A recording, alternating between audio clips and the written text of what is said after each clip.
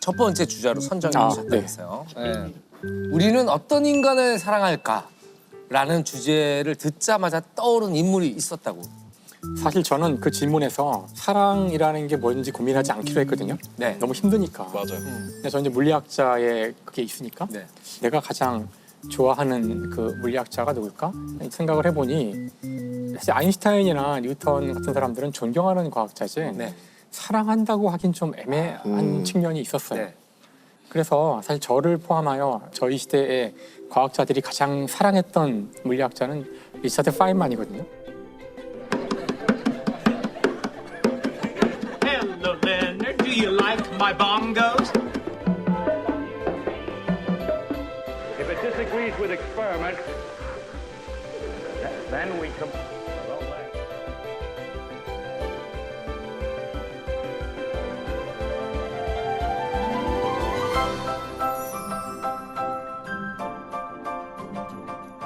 파인만 하면은 사람들이 알고 있는 건 이거죠. 파인만이 했다는 유명한 말이 몇 가지가 있어요. 아, 어록이 있구나. 어록이 마지막 지구 멸망의 순간에 멸망하고 난 뒤에 마지막으로 남겨야 될 과학 이론이 딱 하나만 있다면 뭐냐? 그 파이만한테 물어봤대요, 누가. 그러니까 좀 극적으로 만들자면 좀비가 창궐을 한 거야. 네. 그래서 진짜 지구가 멸망 직전까지 간 거죠. 네. 생존자는 이 방 안에 있는 한 20명의 아이들 정도밖에 없고 그 중에 나이가 제일 많은 사람은 나예요. 과학자인 나야.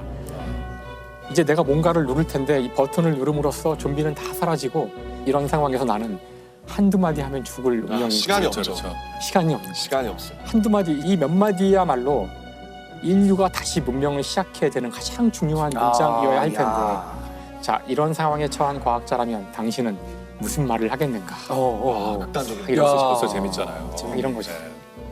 그 저는 두 가지가 생각났어요. 좀 전에. 혹시 완전히 죽었을지 모르니까 인공호흡을 해주겠니?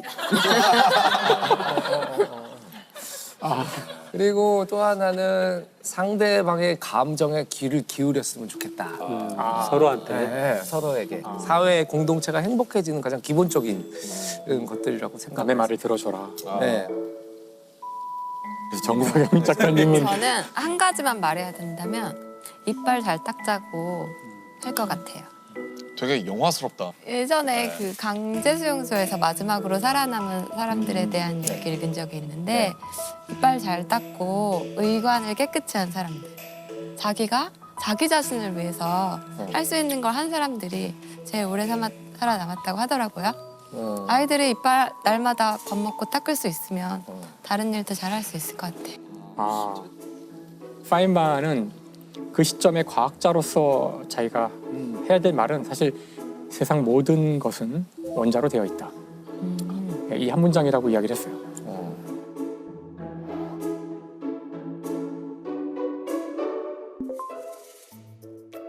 이 대답에서 아실 수 있는 것처럼 그 파인만은 아주 찐 물리학자거든요. 그러니까 얼마나 찐이냐면은 다른 거에는 하나도 관심이 없는 정도의 물리학자예요. 네. 프린스턴 대학의 대학원을 가게 되는데 프린스턴은 여러분이 아시지만 역사와 전통을 자랑하는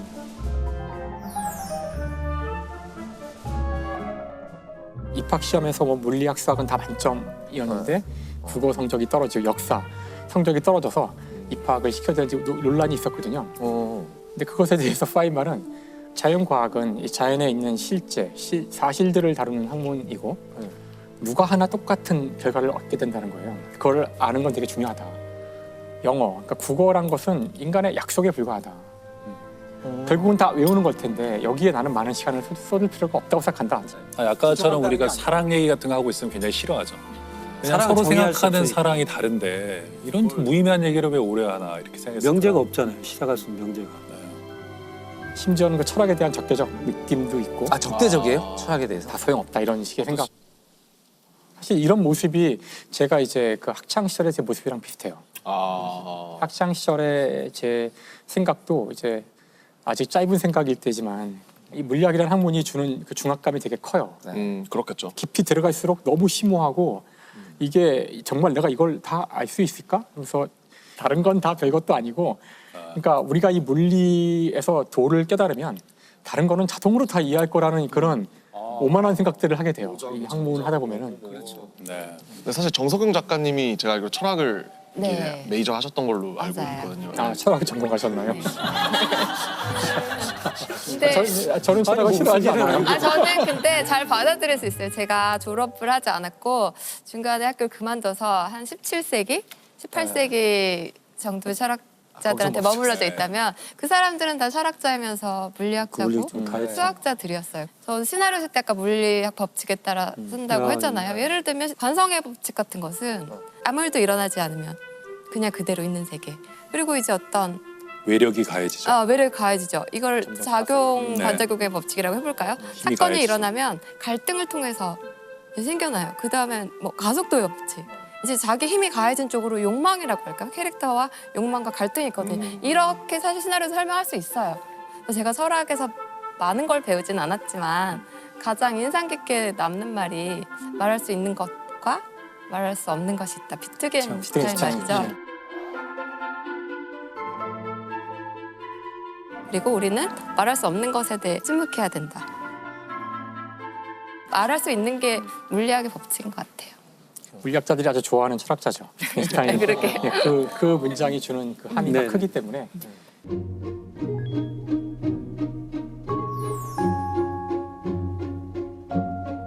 당시 사실 물리학이라는 학문은 중심이 미국이 아니라 유럽이었고요. 유럽의 물리학자들은 굉장히 고상한 사람들이었어요. 그래서 아인슈타인만 해도 아주 훌륭한 바이올리니스트였고요. 철학을 다 꿰뚫고 있었고 양자역학을 만든 하이젠베르크도 뮌헨이라는 도시에서는 피아니스트로 아는 사람이 있을 정도로 교양인들이 사실 물리학자였거든요. 당시에. 파인만은 정말 전형적인 미국 스타일의 말도 막 하고 뭐 교양도 없고 그다음에 아까 심지어 교양의 적대적이기까지 한 그 자서전에 가까운 책이 바로 파인만 씨 농담도 참 잘하시네요 라는 제목을 가진 책인데 바로 이 문장이 사실은 이 사람이 교양에 대한 그 적대감을 보여주는 문장이에요. 제목이 나오는 부분이 그 에피소드가 이제 파인만이 이제 프린스턴에 갔는데 대학원에 네. 입학한 첫날 그 학장이 불렀다 그러더라고요. 티타임을 같이 가져서 네. 이 신입생과 같이 대화하는 시간인데 누가 와가지고 저 파인만 씨 차를 드리려고 하는데 크림을 넣을까요? 아니면 레몬을 넣을까요? 물어봤대요. 자기는 한 번도 이제 차를 먹어본 적도 없고 차에 이걸 뭘 넣어드는지도 모르는 거예요. 가만히 듣다가 둘 다요. 네. 그러자 이제 그 질문을 했던 그 사람이 헤헤헤헤 웃었다고 나와요. 헤헤헤헤 웃고서 아이 파인만 씨 참 농담도 잘하시네요 한 거예요. 네. 많은 사람들이 이걸 보고 막 웃었다 그러는데 아무도 웃지 않잖아요. 예. 전혀 안 웃긴데. 우리 차를 안 먹으니까 우리도. 왜냐하면 크림이나 우유 같은 거에다가 레몬, 산을 섞으면 응고되나요? 응고돼서 침전돼요. 아 그러니까 그런 절대로 같이 넣으면 안 되는 거거든요. 아. 그래서 사실 이게 그런 유머인데 제가 이제 이 유머를 했을 때 아무도 웃지 않는 걸 언제나 알기 때문에 그래서 이걸 우리나라식으로 바꾸면 우리나라는 이게 안 통해요. 우리나라는 어떻게 해도 섞어 먹어. 우리 다 넣잖아요. 다대기도 넣고 깍두기 국물도 넣고. 네. 오죽하면 우리나라 사람들이 좋아하는 그 단짠이라는 게 있잖아요. 아니 그걸 왜 섞어? 네. 이게 다 인간의 약속에 불과한 건데 알면 되는 건데 그걸 모른다고 무시한다거나 이제 그런 것들이 싫어했던 거예요. 권위를 싫어하고 하지만 이제 물리에서는 이 사람이 최고였죠. 프린스턴에 가서 불과 한 1년 만에 벌써 이미 논문이 2편 있어요. 이미 벌써 그 국제전을 낸 논문이 2편이 있고 지도 교수가 보기에는 충분히 발표할 만한 중요한 업적을 낸 거예요. 그래서 한번 우리 학과 세미나에서 발표를 해봐라. 그 세미나를 주원하는 사람이 그 거기 이제 학과의 유진 위그너라는 교수였는데 이 사람 노벨상 수상자가 될 사람이에요. 머지않아. 이제 이번에 뭐 어떤 분들이 들어오세요? 그랬더니 내가 듣기로는 아마 폰 노임만 교수님도 온다는 것 같던데. 그 노이만. 노이만. 폰 노임만? 그래서 폰 노임만은 게임 이론을 만든 아인슈타인도 인정한 아마 단 한 사람을 꼽으라면 폰 노임만을 꼽을 만한 그때 바짝 쫄았죠. 유명한 사람이 온다고 했더니 또 한 사람이 그 파울리 교수가 지금 우연히 여기 와 있는데 이 사람 노벨상 수상자예요. 네. 노벨상이 몇 명이야? 그 얼굴이 노랗게 이제 변을 가고 있는데 보통은 거의 세미나에 안 오시는 아인슈타인 교수님께서 내일 오신다. 끝판왕이 왔네요. 아 그래서 진짜. 그때부터 이제 파인만은 사색이 돼가지고 준비를 너무 무서워가지고 일단 발표하기 전에 자기가 발표할 내용들을 칠판에 막 쓰고 있는데 아인슈타인 교수가 들어온 거죠. 자네가 오늘 발표하는 학생인가? 여기 차가 준비돼 있다네. 차 어디 있지? 그래서 차가 저기 있습니다 하고서 가로치고 썼어요. 일단 아인슈타인의 첫 번째 질문에 답을 했음. 야 재밌다. 농담도 잘하시죠. 농담도 잘하시네. 파인만 씨. 농담을 잘하시죠. 잘하시네요. 그래서 일단 그렇게 어린 나이에 벌써 최고급 과학자들한테 인정을 받는 그런 사람이 되었죠. 아직 21살이에요. 파인만이. 네. 만약에 남준 씨는 그런 환경이 됐어요. 앨범 발표하는 날. 첫 쇼케이스에 예, 그때 오셨으면 하는 존경하는 뮤지션 누가 있을까요? 그때는 진짜 안 왔으면 좋겠고요. 안 왔으면 하는 사람. 안 왔으면 하는 제일 안 사람. 왔으면 하는 사람은 어. 아무래도 이제 제 어릴 적 히어로였던 그 이제 나스나 에미넴일 것 같아요. 우리 같은 이제 의사들은 첫 1년차 때 발표를 해요. 아, 발표를 하고 있을 때 작은 손전등이 이렇게 켜져요. 네. 그럼 지적사항을 쓰시는 거예요. 이 등이 들어왔다는 건 지적사항. 그럼 그 순간에 심장이 멎어요.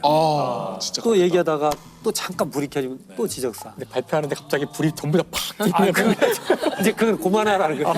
도저히 볼 수가 없다 이런 뜻인데. 깜빡깜빡 이렇게. 정서영 작가님은 자 본인의 신작 영화가 개봉을 해요. 제일 안 왔으면 하는 분은 누구예요? 저는 박찬욱 감독님 안 오셨으면 좋겠어요. 그래요?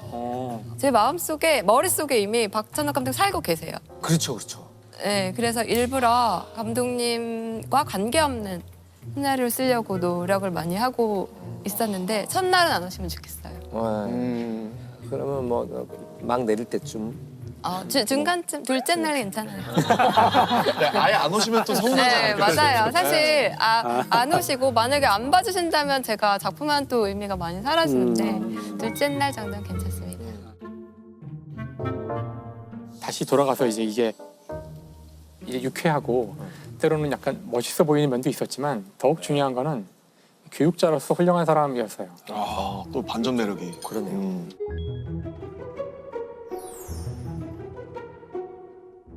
이제 프린스턴에 있다가 전쟁이 끝나고 이 사람이 브라질에 여행을 갔다 와요. 브라질.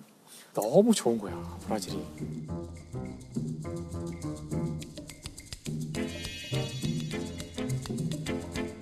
그래서 브라질에 좀 살아보고 싶다. 이제 그런 찰나에 칼텍이란 대학에서 제안이 온 거죠. 오퍼가 온 거죠. 또 오자마자 안식년 보내줄게. 와라. 그래가지고 이제 브라질에서 즐거운 삶을 살기 위해서 포르투갈어를 공부해서 가요. 진짜요? 그 교육자로서의 이 사람의 매력을 보여주는 일화가 하나 있는데 미국의 노벨상급 교수가 브라질로 안식년을 온 거야. 그래서 좀 강의를 좀 해달라 제발 여기 있을 때. 그래서 물론 좋다. 자기는 뭐 물리학 강의하는 거 즐거우니까 하겠다고. 그리고서 고민을 시작해요. 당연히 영어로 강의를 하려고 했는데 근데 야 영어로 해봐. 그러면 아이들이 영어 잘 못해요. 못하는데 막 떠듬떠듬 막 온갖 영어를 하는데도 자기는 영어를 아니까 이해할 수가 있더라는 거예요. 그러니까 내가 떠듬떠듬 하더라도 포르투갈어로 하는 게 아이들이 이해하는데 더 도움이 될 것이다. 입장을 바꿔놓고 그래서 포르투갈어로 강의를 해요. 와.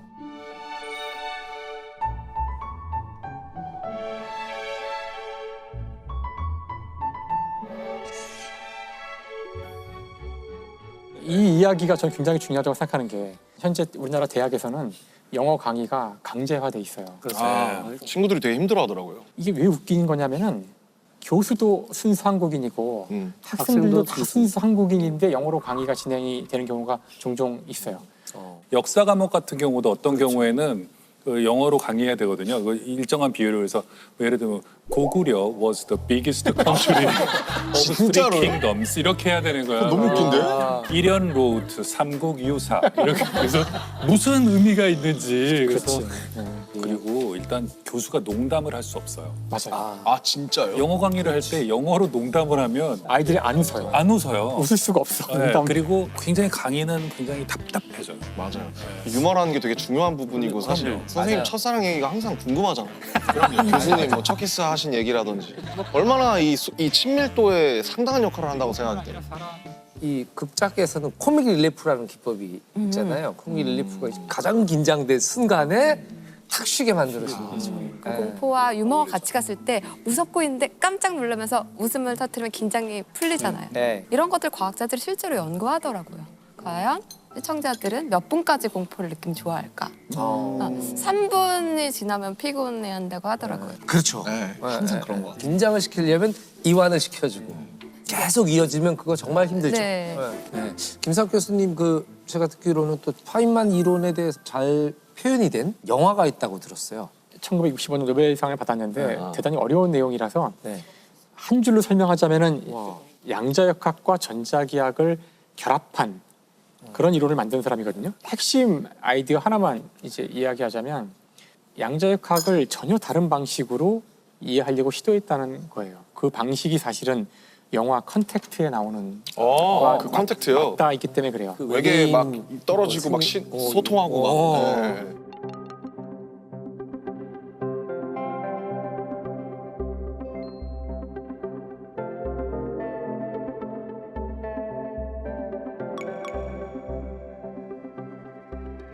물리학에서는 기본적으로 세상을 이해하는 두 가지 방식이 있어요. 네. 하나는 저희가 다 고등학교 수업 시간에 배우는 뉴턴 역학의 방식이에요.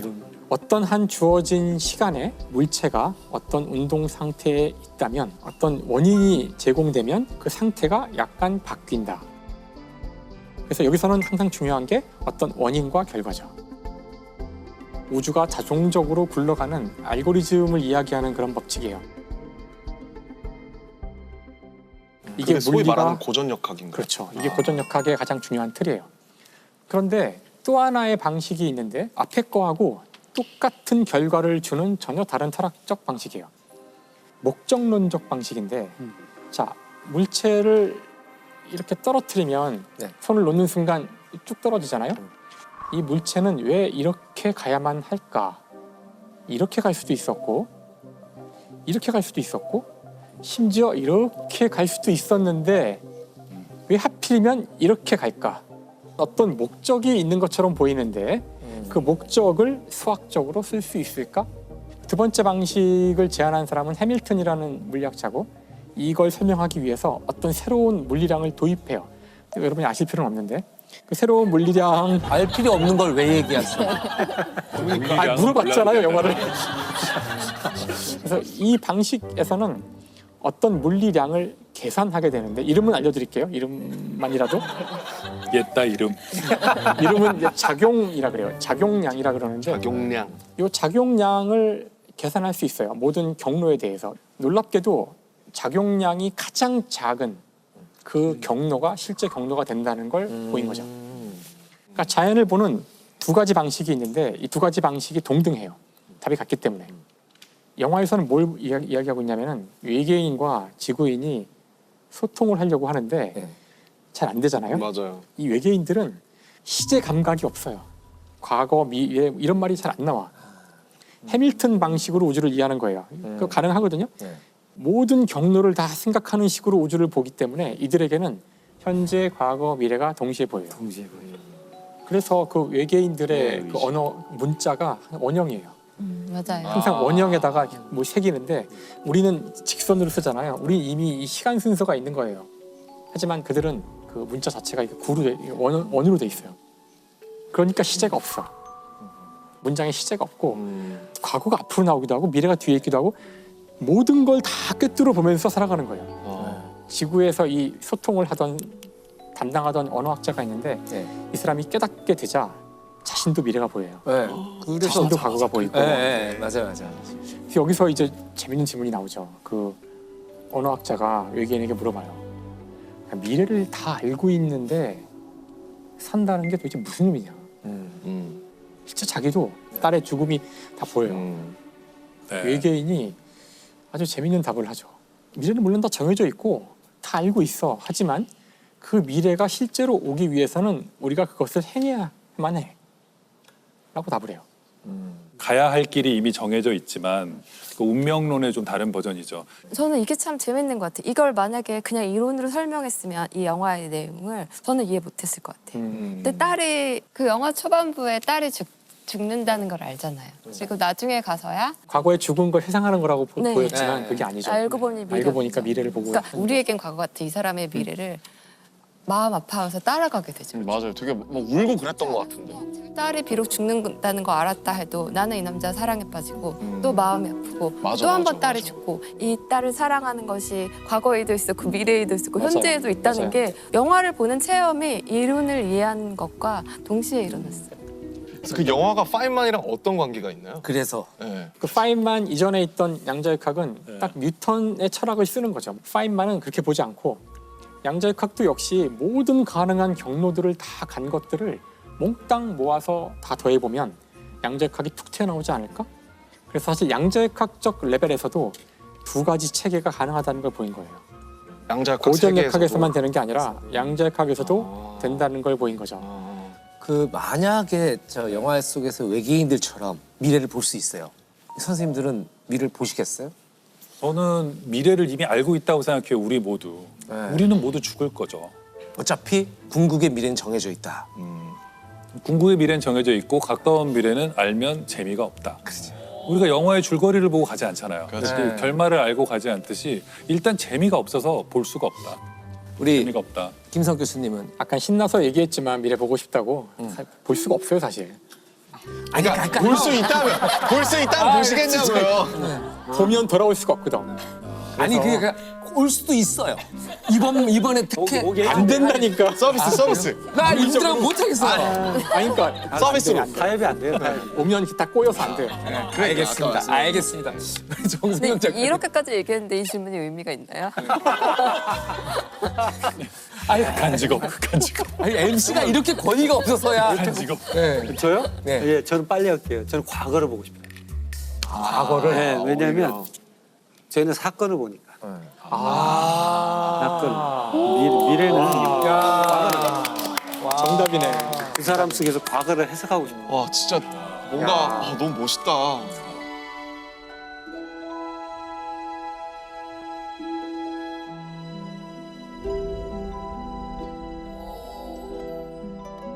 오늘 이 얘기만 들어보면 파인만은 정말 피도 눈물도 없는 그 무슨 냉혈한 같은 느낌이 약간 없지 않은데 사실 파인만은 에게는 아주 아름다운 러브 스토리가 있어요. 결국 사랑 얘기가 그럼요. 되네요. 사랑 얘기가 나오죠. 파인만이 고등학교 때 사랑하던 여자가 있었고요. 알린이라는 여성인데 알린이랑 되게 친하게 지내고 이제 MIT에 가서도 이제 계속 서로 사랑을 나누게 되는데 안타깝게도 그 폐결핵에 걸렸다는 사실을 알게 돼요. 아이고. 그 폐결핵이 지금은 저희가 뭐 여러 가지 방법이 있지만 그때는 예, 저희 이제 어릴 때 크리스마스 세일도 많이 팔고 맞아요, 그랬지만 맞아요. 치명적인 병이고 그다음에 서서히 죽어가는 병이기도 해요. 당시로서는. 그리고 전염성도 있기 때문에 네.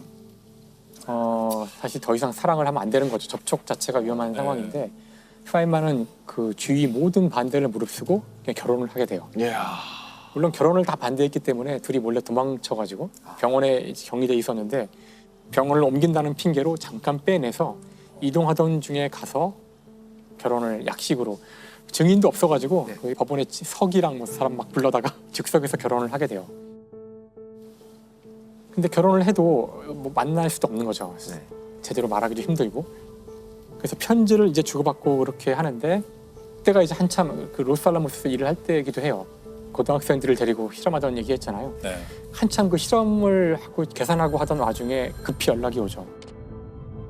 위급하다고 빨리 와보라 그래서 갔더니 이제 알린이 이제 죽은 거죠. 이제 죽음을 보게 돼요. 그리고 돌아왔지만 워낙 지금 상황이 지금 급박한 상황이잖아요. 그래서 아내의 죽음이 있었음에도 그 사실을 잘 드러내지 않고 열심히 계속 일을 하게 돼서 야 정말 독한 놈이다 이런 말을 했는데 그로부터 2년이 지난 다음에 쓴 편지가 있는데 그 편지는 파인만이 죽은 이후에 그 유품을 정리하는 과정에서 발견돼요. 그 편지에서 일부를 제가 읽어드릴게요. 알린에게 내 사랑 당신 정말 사랑해. 당신이 얼마나 그 말을 듣고 싶어 하는지는 알지만 그렇다고 단지 당신이 좋아해서 적는 말은 아니고 그렇게 적으면 내 몸 안 구석구석까지 훈훈해지는 기분이 들어. 지난번에 당신한테 편지 쓰고는 정말 지독히도 시간이 많이 흘러서 거의 2회나 지나가긴 했지만 당신은 내가 어떤 성격인지 까다롭고 현실적이라는 거 이해해 주니까 봐주리라고 믿어. 하지만 사랑하는 아내야, 내가 미루기만 하고 못했던 것을 당연히 해야 한다는 사실도, 전에도 내가 정말 잘해주었다는 사실도 이제는 알아. 당신을 사랑한다고 말해주고 싶어. 내 아내를 사랑한다고. 내 아내는 죽고 없어도. 리치. 추신. 이 편지를 못 붙이더라도 너그러이 넘어가기를. 당신의 새 주소를 모르니까. 야, 물리학자도 사랑할 때는 이미 세상에 없는 줄 알면서도 이런 편지를 쓰네요. 당신의 새 주소를 아직 몰라. 지금 약간 그렇게 저만 느꼈나요? 촉촉하죠? 뭔가 촉촉해지셨어요. 그렇지 않으세요? 그러니까 저희들도 이 파인만이라는 사람이 그러니까 저 사랑꾼이 이런 걸 썼다 그러면 쓸만하네 이런데 파인만 같은 사람이 이렇게 촉촉한 걸 썼다고 생각하니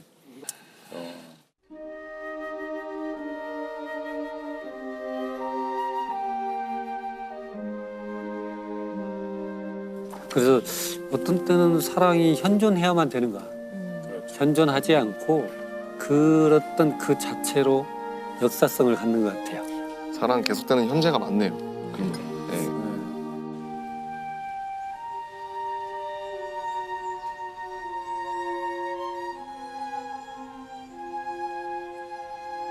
전 사랑이라는 건 사람들이 약간 블루투스처럼 동기화되는 상태라고 생각하거든요. 저 사람이 고통을 느끼면 나도 느껴지고 저 사람이 기쁠 땐 나도 기쁘고 그런 거라고 생각하는데 파인만 같은 사람은 자기한테 동기화되는 사람을 찾기 힘들었을 것 같아요. 그래서 알린이 죽었을 때 그냥 쉽게 사람들을 사랑할 수 있고 동기화할 수 있는 사람보다 더 깊이 슬펐을 것 같아요.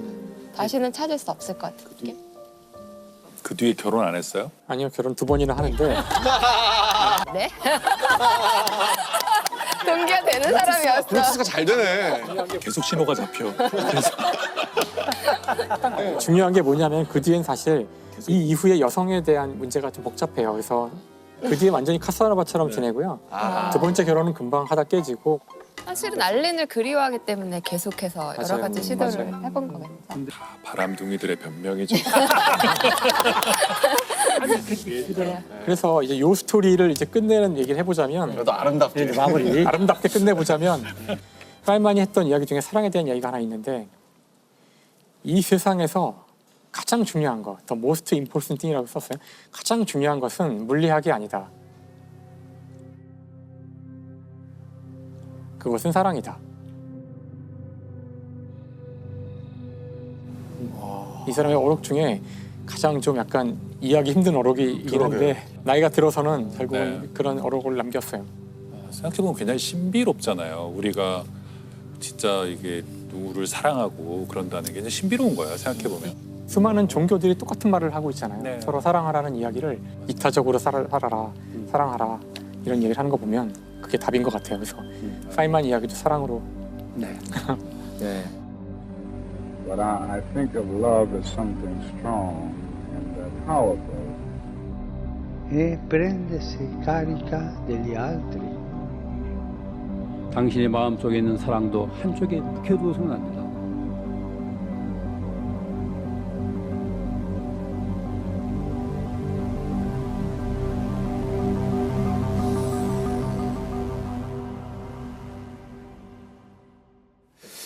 저는 물리학에서는 가장 완벽할 수는 있지만 전체적 성에서는 불완전함이 있기 때문에 그 사람의 특수성을 가지는 것 같아요. 우리가 완전한 사람이라면 로봇처럼 똑같은 사람들만 존재할 것 같지만 우리가 하나씩은 불완전하기 때문에 우리는 다양하고 특수한 사람들이다. 그런 생각이 들어서 그런 불완전함이 있기 때문에 파인만은 딱 한 사람일 수밖에 없다. 그런 생각이 듭니다. 그리고 마지막에 사랑 화성이라는 어떻게 보면 물리학적으로 설명할 수 없는 걸로 인해서 불완전함을 또 완전하게 만들지 않았나 자신의 인생을 그런 생각이 들었습니다. 네. 제가 오늘 이 인물 자체 조명한다기보다는 아까 감독님 말씀하신 그 엔딩 10분 영화로 치면 그 엔딩 10분에 해당하는 그 장면이 저는 떠올라서 이 인물을 가지고 왔어요. 그래서 앞부분은 좀 지루할 수 있다 이 얘기를 미리 좀 드리는 거고 이분은 나사에서 일하는 과학자. 이름은 미미 아웅이라는 이름인데 미미 아웅. 네.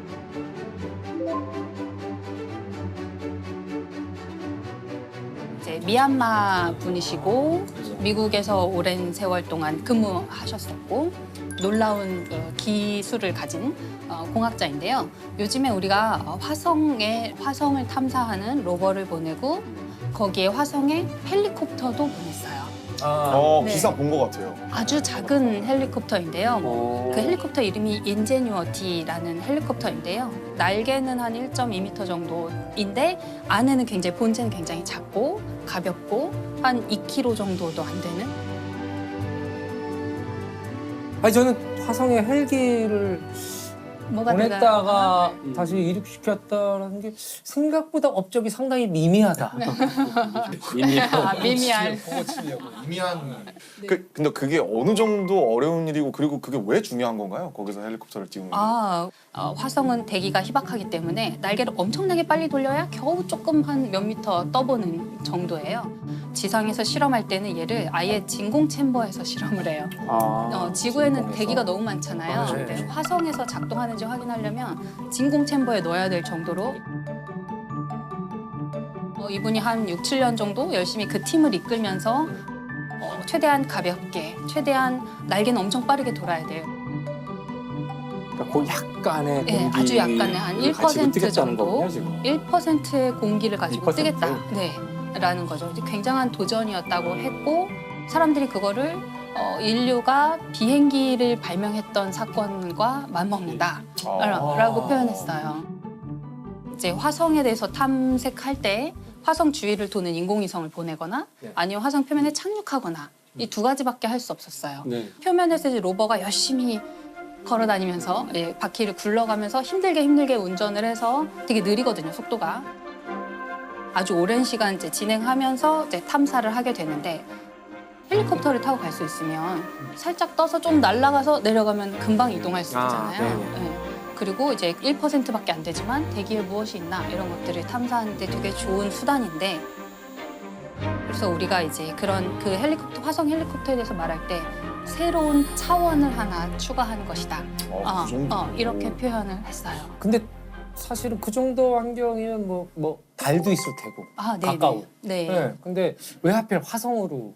왜 화성까지 가야 했냐면 하루가 24시간 한 조금 넘어요. 25시간은 안 되고 24시간 조금 넘거든요. 그나마도 인간이 가서 혹시 방문하게 된다면 조금 더 우호적인 곳이다라는 거고요. 그러니까 인간이 굉장히 익숙한 생활 리듬으로 우주 비행사들이 거기서 활동할 수 있어요. 그리고 화성엔 그래도 1%지만 대기가 있긴 있어요. 달에는 없죠. 달에는 없으니까 달에서는 헬리콥터 비행기를 띄울 수가 없거든요. 아예 불가능해요. 달에서 날아다니려면 이렇게 점프를 잘하면 돼요. 점프해서 멀리 가서 떨어지는 이런 것들이 이제 요즘에 개발하고 있고요. 재밌긴 하겠네요. 네. 높이. 어렸을 때 트램폴린. 그렇죠. 퐁퐁이 그거. 트램폴린 퐁퐁처럼. 재밌겠다. 하면 엄청 높이 다른 중력이 작아서 엄청 높이 올라갈 수 있으니까 충전하고 올라갔다 내려갔다 이걸 계속 할 수 있는 거예요. 그 화성 그러면 이제 우리가 어렸을 때부터 뭐 화성 침공, 그렇죠. 우주 전쟁 이런 거 항상 화성인들이 침공하는 소설이나 영화나 이런 것들을 많이 봤었는데 선생님께서는 화성에 생명체가 있을 가능성은 어느 정도로 보세요? 시간이 중요한데요. 지금은 저는 없다고 보고요. 과거에 있었을 수 있다라는 게 행성과학자들의 거의 동의하는 이론입니다. 그 근거가 혹시 하나라도 우리가 알 수 있다면. 근거가 이번에 최근에 간 이 로버가 이름이 퍼서비어런스라는 로버가 갔는데요. Current speed is about 30 meters per second, altitude of about 300 meters. Perseverance is continuing to descend on the parachute. Touchdown confirmed. Perseverance safely on the surface of Mars. 얘가 어디에 착륙했냐면 삼각주 지형에 착륙했어요. 삼각주 지형. 그래서 거기 그 삼각주 지역 주변을 지금 열심히 탐색을 하고 있어요. 삼각주라 그러면 우리가 흔히 이제 강물들 모이고 네네. 이런 정도의 물이잖아요. 그렇죠. 근데 그 물이 우주 밖으로 흩어졌을 리는 없고 그동안 아무리 오랜 세월이 흘러도 우주 밖으로 흩어졌어요. 근데 그러면은 과학자분들은 대부분 모든 생명체는 물에서 왔을 것이다라고 추정을 하시는 건가요? 우리가 알고 있는 한에서는 그렇죠. 우리가 우주 안에 있는 생명체에 대해서 지구 생명체밖에 몰라요. 그렇죠. 우리가 알고 있는 본 적이 예제가 없으니까. 지구 생명체밖에 없어서 지구 생명체는 바다에서부터 발원했다고 사람들이 알고 있고 모르죠. 화성에 사실은 물이 아니라 다른 데에서 생명체가 기원했을 수도 있는데 우리는 엉뚱하게 물의 흔적만 찾고 있다든지 그럴 수도 그럴 수도 있겠네요. 있죠. 근데 생명체라는 정의가 우리와 같은 이런 형태의 존재가 있을까 이거에 대한 정의지 맞아요. 생명에 대한 정의가 서로 다를 수 있잖아요. 그렇죠. 네. 맞아요. 예를 들면은 이미 뭐 그런 얘기 있잖아요. 이미 외계의 존재들이 와 있다. 우리가 모를 뿐. 그 예를 들면 음악이 그냥 외계의 존재일 수도 있는 거잖아요. 인간에게 바이러스처럼 스며들어서 발현하면 퍼져가고 막 음악이 우리가 인간이 만드는 거라고 생각하지만 인간에게 깃들어서 살고 있는 어떤 것일 수도 있잖아요. 선생님 말씀하신 것처럼 이렇게 뭐 태어났다 죽고 이런 게 아니라 다른 방식으로 생명을 유지하는 어떤 존재들이 어디선가 왔고 소리의 형태로 존재하면서 사람에게 깃드는 게 아닐까. 사라지지 않고 계속 이어지게 만드는 거죠. 네네. 그들이 더 오래 갈 수 있는 거죠. 인간보다 더 오래 살아남고. 그렇죠. 조종을 받고 계신가요 혹시? 조종을 받아서 이런 숙주를 통해 갖고 널리 퍼뜨리고 또 새로운 노래가 나오면 새로운 생명체가 탄생하는 거고. 노래가 중요하죠. 사실 날지 못하는 새는 있어도 울지 못하는 새는 없다. 찾았다 외계인. 찢었어. 나 그 수많은 하수인들 중에 지금 뭐 빌보드 간다고 좋아할 때가 아니야 지금. 선택을 받은 거죠. 그렇네요. 외계 존재의 선택을 받은 존재. 축하드립니다. 선택 못 받았어. 당첨됐군요. 어떤 외계인이 들어왔던 뭐 상관없어. 아무튼 근데 그 인물이 왜 흥미로운 거야? 근데 미미하고. 네. 그 엔딩을 향해서 이제 가야 되는데요. 벌써 엔딩이에요? 되게 영화가 짧네요. 단편 영화제로 하죠. 그분이 미얀마에서 미국으로 오는 과정. 뭐 이런 거를 다 하다 보면 그 전반부가 갈 것 이분이 같은데. 뭐 태어나기는 미국에서 태어났는데 부모님이 이제 유학생이었고 유학 갔던 시절에 낳았던 아기인데 2살도 안 돼서 다시 미얀마로 돌아가요. 부모님이 그냥 다시 귀국하셨어요. 청소년일 때 혼자서 다시 미국으로 유학을 갑니다. 그래서 혼자서 되게 거기서 잘 공부도 열심히 하고 해서 성공적인 케이스로 나사에 입사를 하게 돼요. 근데 사실 나사에는 그렇게 알려지지 않았지만 평범한 과학기술인들이 많이 있어요.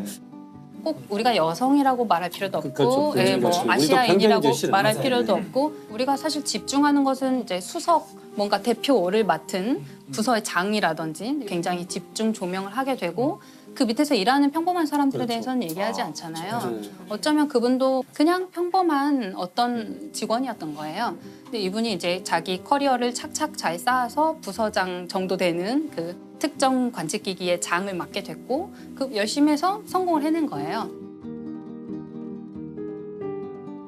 이분을 제가 이제 처음 알게 된 것은 그 화성에 헬리콥터가 도착해서 헬리콥터 첫 비행 시연을 하는 것을 유튜브로 당시에 라이브 중계를 했거든요. 생중계를 보고 있었는데 같은 옷을 이제 맞춰 입은 팀원들이 옷을 맞춰 입고 그 관제실로 보이는 곳에서 이렇게 신호를 계속 기다리다가 성공했어! 라는 신호가 왔을 때 이렇게 다 같이 환호하는 그런.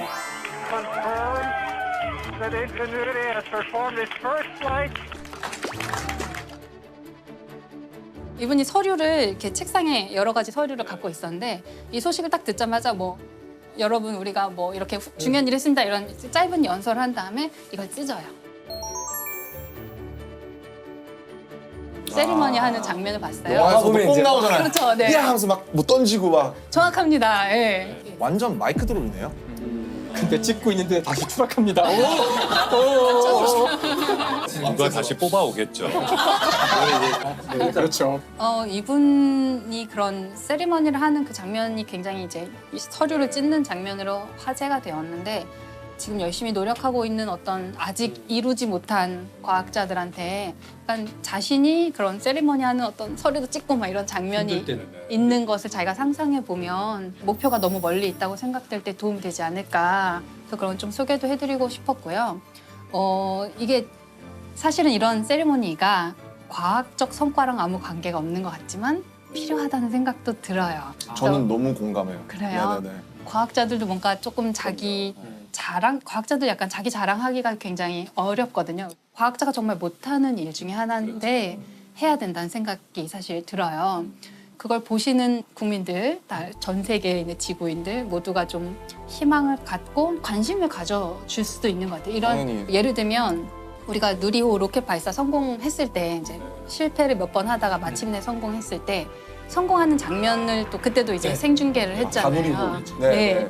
그때 이제 그 연구소의 관계자분들께서 그 관제실에 앉아 있다가 우리가 흔히 생각할 수 있는 뭐 성공했습니다 그러면 막 와 이런 거를 할 줄 알았는데 여기가 약간 너무 경직된 분위기였던 거예요. 이분들이 약간 너무 긴장 많이 하셨고 이거 혹시 실패할까 봐 너무 긴장도 많이 하시고 그래서 어떤 분이 종이를 이렇게 소심하게 이렇게 네, 이렇게 해보셨어요. 약간 밤낮 없이 준비해온 연구진의 노력이 결실을 맺었습니다. 그런데 그게 또 그 장면이 계속 다시 반복 재생되잖아요. 유튜브에서. 그 유튜브 생중계 댓글 중에 세금 아깝지 않네. 이게 있어요. 이 짧은 몇 마디 아주 짧은 문장인데 그 세금 아깝지 않네가 아주 그냥 과기부와 연구원과 아주 여러분들에게 너무 희망을 줬거든요. 그래서 이렇게 하면 국민들이 승인해 주시는구나. 그리고 우리가 다음 일을 할 때 또 그래 니네 개발해봐. 조금 실패하더라도 해봐. 이렇게 국민들이 허락해 주시는구나. 이렇게 느껴져요. 근데 우리가 그런 세레모니도 하고 하면서 일반 사람들과 좀 더 소통을 많이 해야 그분들이 천문학자가 뭐 하는지를 알아야 그래 니네 해봐라고 말씀해 주시죠. 그런 점에서도 좀 필요하지 않나. 네. 과학자들의 그런 세레모니들 되게 좋은 것 같아요. 전에 뷰티풀 마인드라는 영화 있었잖아요. 안연필. 거기서 이제 노벨상을 받게 되었다 이런 게 딱 정해지니까 그 교수 연구 휴게실이죠. 어느 대학이나 그런 게 있잖아요. 교수 휴게실에 있던 그 교수들이 모두 자기 쓰던 만년필을 빼서 이렇게 그분한테 자기 만년필을 다 주거든요. 감사하다. 근데 굉장히 경의의 표현인 것 같고. 그 최고. 또 그 백남준 비디오 아티스트 백남준 선생님 돌아가셨을 때 그때 모였던 사람들이 모두 백남준 선생의 이런 어떤 과감한 이 정신을 기념하자 그래서 모두 넥타이를 자르자 그랬어요. 맞아. 이런 퍼포먼스. 오히려 유쾌하게 그를 기억하는 자리였습니다. 장례식은 옆 사람의 넥타이를 자르는 깜짝 퍼포먼스로 마지막을 장식했습니다. 지난 1960년 청년 백남준이 피아노 연주 도중에 갑자기 존 케이지의 넥타이를 자른 퍼포먼스를 재현한 것입니다. Really want a refund on your tie? Namjoon will pay you when you see him next time. 장례식에 참석한 문화예술계 인사 400여 명은 이렇게 웃으면서 고인과 작별했습니다. 근데 그때 그거를 좀 어느 정도 알고 오신 분들은 넥타이를 싼 걸 메고 오셨는데 예상 못하고 추도식에 참여했다가 뭐 자르는 거야? 그래서 다들 오면서 잘라가지고 네, 하지만 그 장면 이렇게 보셨죠? 딱 그게 영상으로 보면은 다들 굉장히 어떤 의미에서 좀 즐거워하기도 하고 약간 쾌감도 네, 느꼈을 그렇죠. 것 같아요. 이게 백남준의 정신에 딱 맞는 그런 퍼포먼스였어요. 그런 말 있거든요. 야, 나 혹시 죽으면 이거 내 장례식에 상영 좀 해줘. 그런 거 있거든요. 내 인생의 명장면. 유엔 연설 이거 좀 틀어줘. 그렇군요.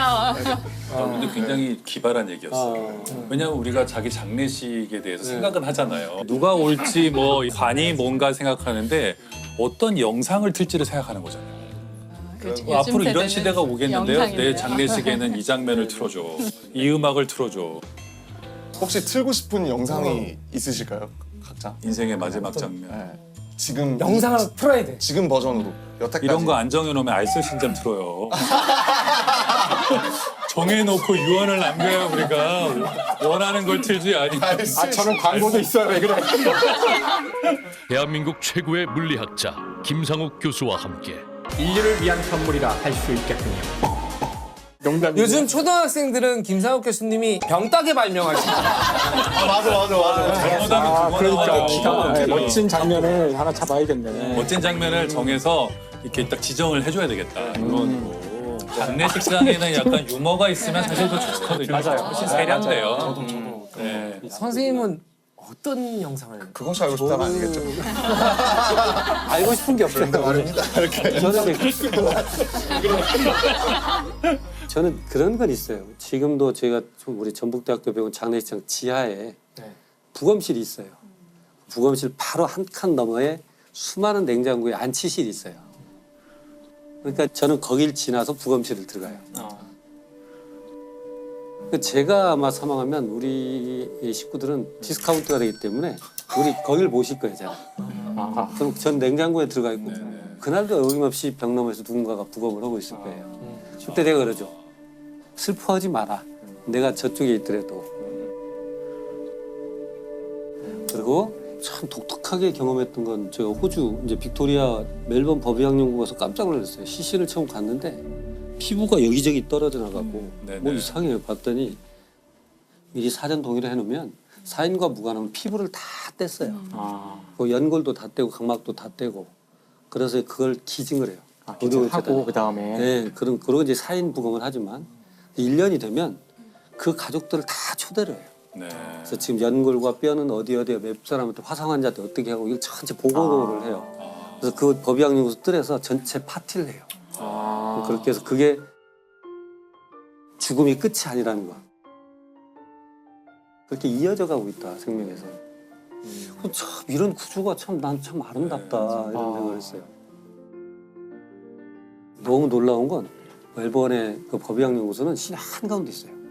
굉장히 고급 아파트 옆에, 국립박물관 옆에 그런 걸 이해를 해주고 그런 문화가 좀 다른 것 같아요. 이게 만약에 이 미미 아웅 이분이 그럼 헬기를 띄우는데 실패했어요.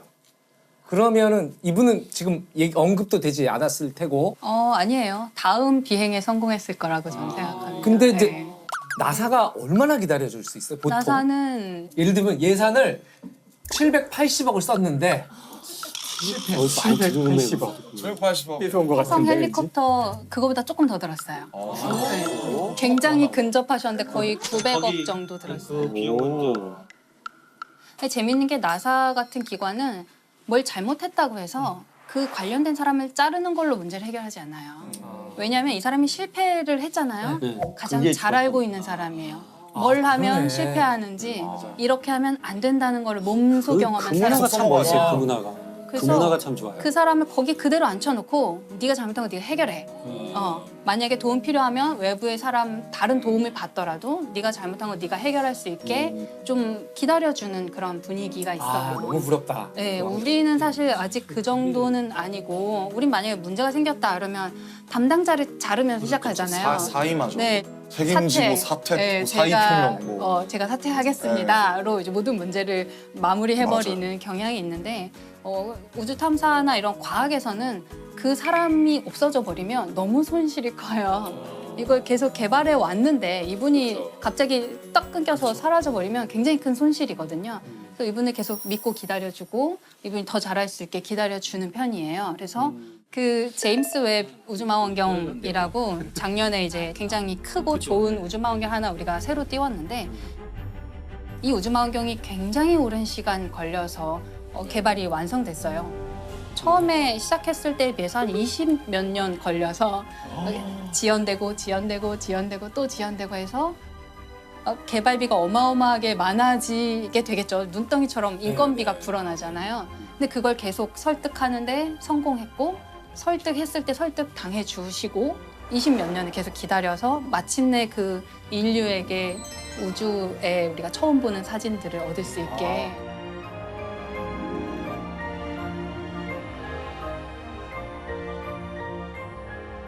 제임스 웹 우주망원경의 전신이라고 할 수 있는 허블 우주망원경을 사람들이 처음에 허블 우주망원경 처음 올라갔을 때는 막 많은 사람들이 경쟁을 해서 관측을 쫙 여러 가지를 했어요. 그러고 나서 허블 우주망원경의 수명이 아주 상태가 너무 좋아서 임무를 연장시키고 하다가 나중에는 아주 엉뚱한 제안을 누가 한 명이 해요. 아무것도 보이지 않는 곳을 한번 보자. 틀자. 네, 보통 이제 보이는 것을 더 잘 보려고 근데 다 미쳤다고 하는데, 그랬다면서요. 네, 그 기회를 아무것도 날리냐. 없는 데를 보자. 근데 아무것도 없기 때문에 아주 오랫동안 지켜봐야지 희미하게 볼 수 있는 거예요. 그래서 이 비싼 우주망원경의 시간을 내가 한 열흘을 쓸게. 뭐 예를 들면 이런 식으로. 그리고 며칠 동안 아무것도 없는 곳을 열심히 봤는데 그 안에 수천 개의 은하가 있는 거예요. 아무것도 없다고 생각한 공간에.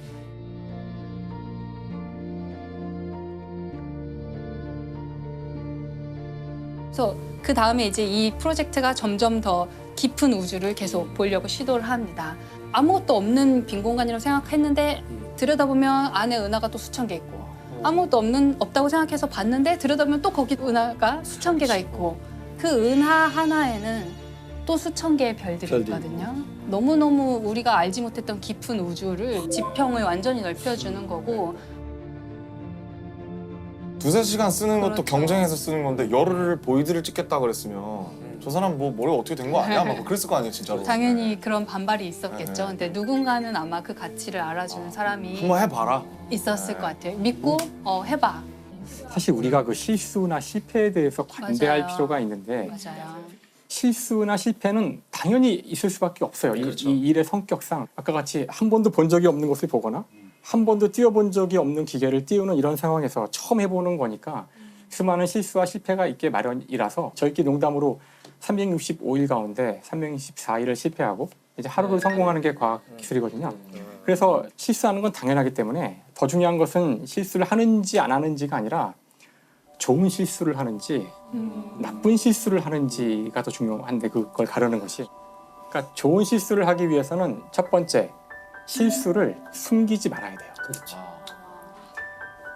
다른 사람한테 숨기지 않는 것은 물론이고 여기서 더 중요한 포인트는 자기 자신도 속이지 말아야 돼요. 자기 합리화? 자기 자신도 속이고 싶을 때가 있거든요. 그럴 것 같아요. 그렇죠. 예, 과학기술계 그런 자기 사건들이 자신을 있었죠. 속이면 안 되고 그다음 두 번째로 중요한 것은 실수가 이제 시작되는 시점들이 이거 좀 잘못했나? 이럴 때 그 실수를 끝까지 완벽하게 완수해야 돼요. 제대로 실수해야 돼요. 실수인 줄 알면서도 실수가 끝까지 진행될 때 이거 뭐야 하고서 이거 숨기거나 그만두는 게 아니라 어차피 지금 안 됐을 때에도 정신을 차리고 그 전 과정을 기록을 해야지만 이 실수가 반복되지 않거나 또는 이 실수가 아닐지도 모르는데 그렇죠. 섣불리 판단한 거거든요. 그래서 실수를 제대로 저지를 것. 그래서 이것이 저희가 보통 이야기하는 실수를 잘하는 좋은 실수를 하는 방법이에요. 그 아까 실패 말씀하셨는데 문화예술계도 그런 게 있어요. 그러니까 예술가들을 지원하는 다양한 것들이 있는데 네. 괜찮은 나라와 괜찮은 문화를 가진 곳일수록 결과를 즉각적으로 요구하지 않아요. 네네. 그냥 그 아티스트가 와서 우리 기금을 받고 1년 동안 왔다 가고 10년 후에 결과가 나와도 그때 반영하면 되잖아요. 우리 출신의 누군가가 이런 훌륭한 소설을 썼다. 그런데 그런 문화가 없는 곳일수록 와 있는 동안에 왜 아무것도 안 해? 이 사람 와 있는 동안에 지역 주민에게 뭐 교육도 좀 시키고 소설을 써서 결과물을 내지 않으면 예술가가 놀고 먹는다고 생각하는 거죠. 세금을 낭비했다고 생각해서 마치 그런 것 같아요. 그러니까 우리가 대학을 평가하는 기준이 취업률로 이제 평가를 하잖아요. 그렇다면 예체능은 취업률에선 쓸모없는 곳이에요. 예, 대학을 취업률로만 평가한다는 것은 마치 그 한 나라의 가치를 거기 있는 사람들의 출생률로만 평가하는 거랑 마찬가지죠. 무언가 그 창조적 결과가 나오기 위해서는 때로는 상당히 많은 시간들이 필요한 언제 나올지도 모르고 그런 사람들한테 가장 중요한 것은 먼저 기다려주는 그런 태도가 있어야 되지 않을까. 혹시 달에 묻힐 기회를 누가 준다면 선택하시겠어요? 달을 요즘 연구하고 계시잖아요. 죽은 다음에 가는 거군요. 네. 의향이 있습니다. 아. 네, 새로운 질문이네요. 달에 묻어드리겠다. 달을 평생 연구해 오셨으니 저희 과학자들이 이번에 떠나는 우주선에 유해라던가 아니면 뭐 이렇게 만들어서 달의 어떤 분화구에 굉장한 영광이고요. 분화구가 아니라고 보죠? 그 크레이터라고 하나요? 크레이터에 네. 그 실제로 명왕성을 발견하신 톰보라는 천문학자의 유해가 명왕성 가는 탐사선에 실려서 갔고요. 아직 가고 계세요? 도착하셨는데 이제 거기 착륙을 못하고 계속 가고 계세요. 지나서 이 명왕성인데 하고 계속. 저기 붙여야 되는데. 잠깐. 아저씨 잠깐만요. 세워주세요. 스톱. 다음 정거장은 몇 억광. 또 별에 다른 행성에 묻히는 것도 영광스러울 수는 있는데 후손들이 추석 때 좀 힘들겠네요. 아니, 달을 보면 너무 되죠. 좋죠. 달을 보면 되죠. 특히 제사를 안 지내도 되고 달을 성묘를 보면. 오지 않아야 되니까. 할머니 저희 계신다. 인사드려라. 근데 우리 BTS는 노래가 이제 우주로 갔잖아요. 감사합니다.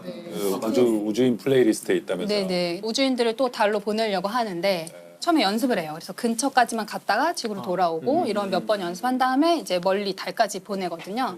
그런 연습을 할 때 이제 우주인들의 좀 마음을 조금 편안하게 해주려고 배경음악을 좀 고른대요.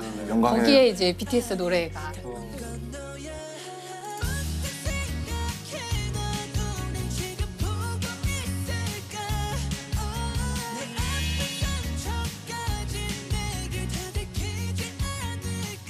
또 우주 테마 곡들이 있으시잖아요. 진영 노래 중에 문이라는 노래가 있고 그리고 콜드플레이랑 같이 했던 노래 중에 마이 유니버스라고 그런 게 있어서 가사들이 보면 전혀 고증은 안 돼 있죠. 천문학에 대한 고증은 전혀 안 돼 있고 오로지 낭만과 오로지 우주인들도 원하지 않을 거예요. 철저한 고증. 좋은 지적이세요. 네. 근데 명왕성 가사가 있잖아요. 그 134340 그게 명왕성의 그 소행성 번호거든요. 그래서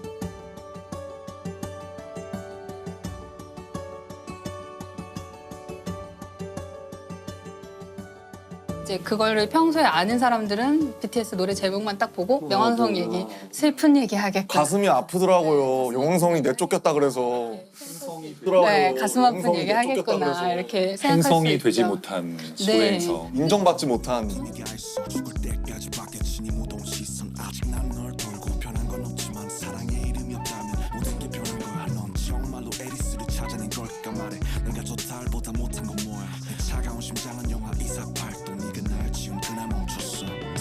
저는 사실 그게 왜 명왕성이 행성에서 다른 걸로 분류된 게 왜 그렇게 슬픈 일인가 조금 이상하기는 해요. 왜냐하면 뭔가 미술관에 있는 작품이 뭔가 이제 이거는 제도권에서 인정하는 예술일 수 없다라고 밖으로 내쫓긴 느낌?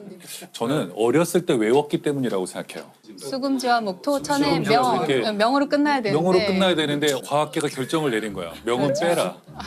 그러면 나의 어린 시절은 뭐가 되고 막 이런 거 있잖아요. 그렇죠. 수금지와 목토 천혜 뭔가 근데 사실 명왕성은 신경 쓰지 않아요. 바로 그게 포인트죠. 네, 명왕성 사람들이 입장에서는 나를 그렇죠. 뭐라고 부르는지. 제가 이래서 과학자들 하면은 이상한 거예요.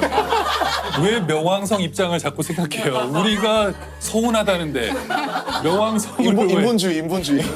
제가 인본주의, 이분들은 일단 공감할 수 있는 사람이 있다는 게 너무 좋은 것 같아. 근데 저는 반대로 다행이다. 그 위로를 해드리고 싶은 거예요. 명왕성을 우리가 행성이라고 부르지 않는다고 해서 무슨 큰일이 일어난 게 그렇죠. 비극적인 그렇죠. 사건이 전혀 아니라는 것을 다만 이제 우리가 부르는 이름이 바뀌었다 너무 뿐이죠. 길어요.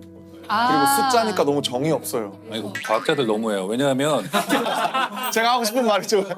그 지금 134, 340 같은 거 너무 죄수 번호 같잖아요. 무슨 레미제라블의 뭐 이런 막 24601. 그건 우리가 발견한 소행성들에 붙이는 일련 번호일 뿐이에요. 너무하잖아요. 이름을 네. 뺏었을 뿐만 아니라 1번은 일련 번호로 붙여주다. 아니라니까. 이 문화의 간극이 있다니까 이게. 큰 간극이 있다.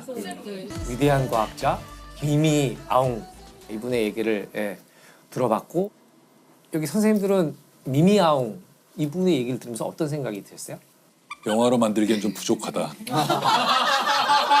시련을 좀 찾아내야 될 것 같다. 만약에 정말로 영화나 소설로 만든다면 알려지지 않은 어떤 분명히 시련이 있을 텐데 그런 디테일들을 좀 추가해야 될 것 같다. 그러니까 꼭 큰 실패가 아니라 프로젝트 실패가 아니더라도 내적인 실패도 있을 수 있거든요. 그렇죠. 있으면 훌륭한 이야기가 될 것 같다. 특히 마지막 엔딩은 매우 적절하다. 네. 제가 더 훌륭한 사람이 돼서 그분을 인터뷰를 언젠가 정보를 모아보겠습니다. 분명히 있으실 것 같아요. 충분히 뭐 당장이라도 하실 수 있을 것 같은데요. 네. 누구에게나 다 그런 영화 같은 사건들이 있잖아요. 네. 우리가 아직 발견하지 못했을 뿐이죠. 저는 커트 보니것이라는 작가에 대해서 커트 보니것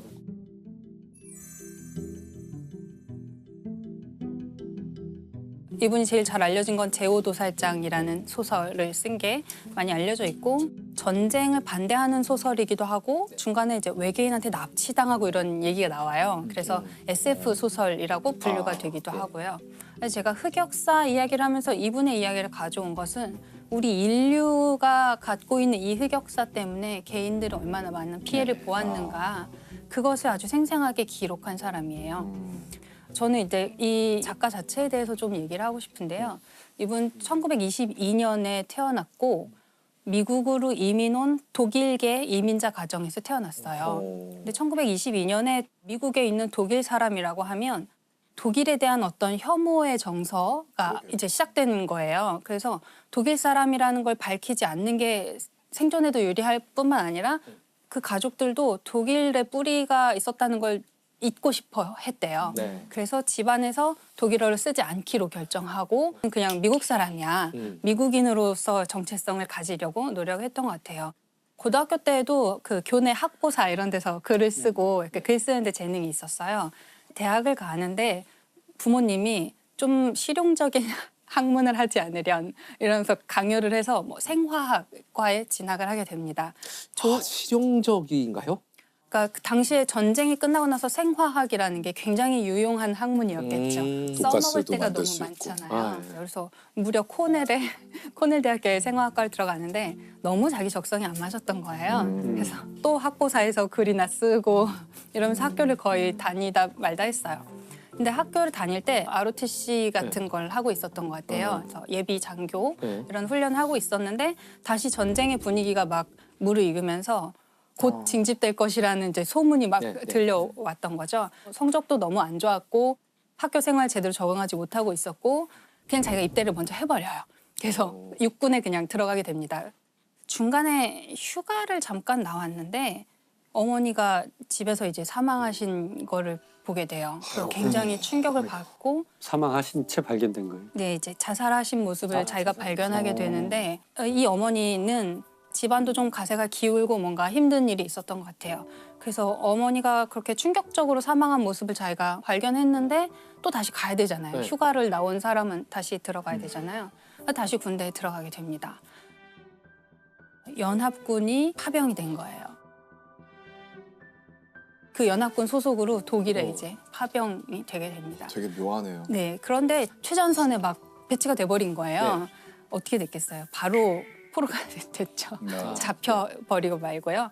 그 상황에서 이제 독일군에 포로가 돼서 사실 자기 독일 뿌리가 있는데도 네, 이게 누가 적인지 누가 아군인지 사실 이 사람 입장에서는 혼란스러웠을 것 같아요.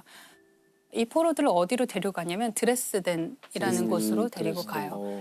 드레스덴이 당시에 약간 공업이 많이 발달한 도시였다고 하더라고요. 그래서 그런 데서 이제 포로로 생활을 하다가 드레스덴에 이제 폭격이 엄청난 폭격이 오게 됩니다.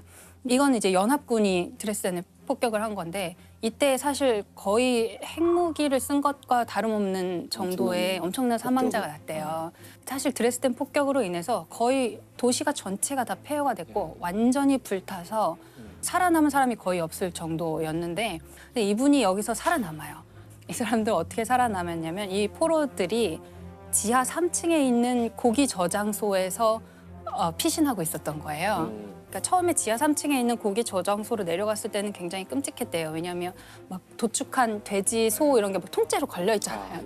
들어갔을 때 굉장히 끔찍한 곳이었는데 밖에서 뭔가 이렇게 쿵쿵 소리가 막 나고 우리 나가면 안 될 것 같다.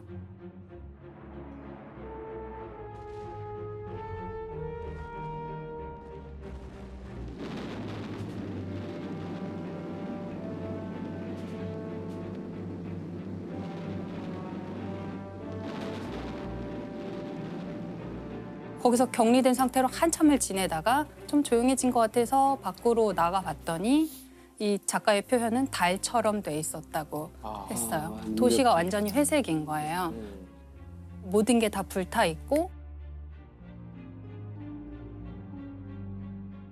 어떤 곳에는 얕은 지하에 사람들이 피신을 했는데 앉은 상태로 돌아가신 사체들이 막 있을 정도로 너무 일시에 막 폭격이 퍼부어진 거예요. 그래서 이 사람들이 나와가지고 폐허가 된 도시를 재건하는 데 이제 도움을 주게 됩니다. 그렇게 강한 폭격을 입어야만 했고 폭격에서 겨우 살아남아서 나와보니까 너무 잔혹한 풍경을 맞이해야 됐고 거기서 그 속에 있는 시체들을 막 복구해야 되는 그런 작업에 투입이 됐잖아요. 이 모든 일을 겪고 미국에 다시 돌아왔을 때 22살이었어요. 너무 어린 나이에 너무 많은 일을 겪었고 너무 잔혹한 참상을 보고 돌아온 거죠. 세상에. 이 사람은 아마 이 PTSD로부터 평생 자유롭지 그랬을 못했을 것 같아요. 거라고 당연히. 생각해요. 얼마나 생각났겠어요. 밤에 자려고 누우면 생각나고 내가 막 다시 그 전쟁에 간 거 나가 같고 어디서 쿵 소리만 나면 막 다시 그 전쟁의 공포가 다시 되살아나고 아마 평생을 시달렸던 것 같아요. 이분은 굉장히 이 역사 속에서 너무나 많은 피해를 입은 한 개인인 거죠. 이 제5도살장이라는 책에 보면 제가 지금 말씀드린 이 작가의 이야기가 완전히 책에 다 들어있어요. 작중 인물도 똑같이 군대에 갑자기 끌려가게 되고 군대에서 별로 중요하지도 않은 어떤 보직을 맡고 있다가 또 집에 왔는데 부모님이 누가 사망했고 이런 이야기가 계속 그대로 나와요. 자전적 소설이에요. 네, 굉장히 자전적인 소설이에요. 전쟁에 참전하게 되고 포로 수용소로 끌려가서 아주 가혹한 어떤 대우를 당하고 돌아와서 전쟁이 끝난 다음에 자기 뭐 검안사를 이렇게 안과 의사 그런 걸 하면서 이제 나름대로 자기 인생을 살아가는데요. 살아가는 과정에서 계속해서 다시 전쟁이라든지 과거의 기억으로 끌려가게 됩니다. 그래서 이 소설은 처음 읽다 보면은 도대체 무슨 말인지를 모르겠는 상태로 거의 끝까지 가요. 왜냐하면 장면이 계속 뭐 전투에 끌려가는 장면이 나오다가 갑자기 뭐 신혼여행 첫날 밤으로 갔다가 포로로 끌려가던 기억이 있다가 계속 자기 인생의 랜덤한 위치로 계속 다시 돌아가게 되는 거예요. 저희 시점을 왔다 갔다 하기 때문에 사실 저는 이제 이거 그래픽 노블도 있거든요. 네네 맞아요. 최근에 나왔어요. 네, 그래픽 노블을 보면은 재밌는 장면이 나와요. 그러니까 이게 시간이 막 거꾸로 가는 걸 이제 그 작가가 표현을 한 건데 전쟁 상황을 시간을 거꾸로 보면 되게 재미있게 보이거든요.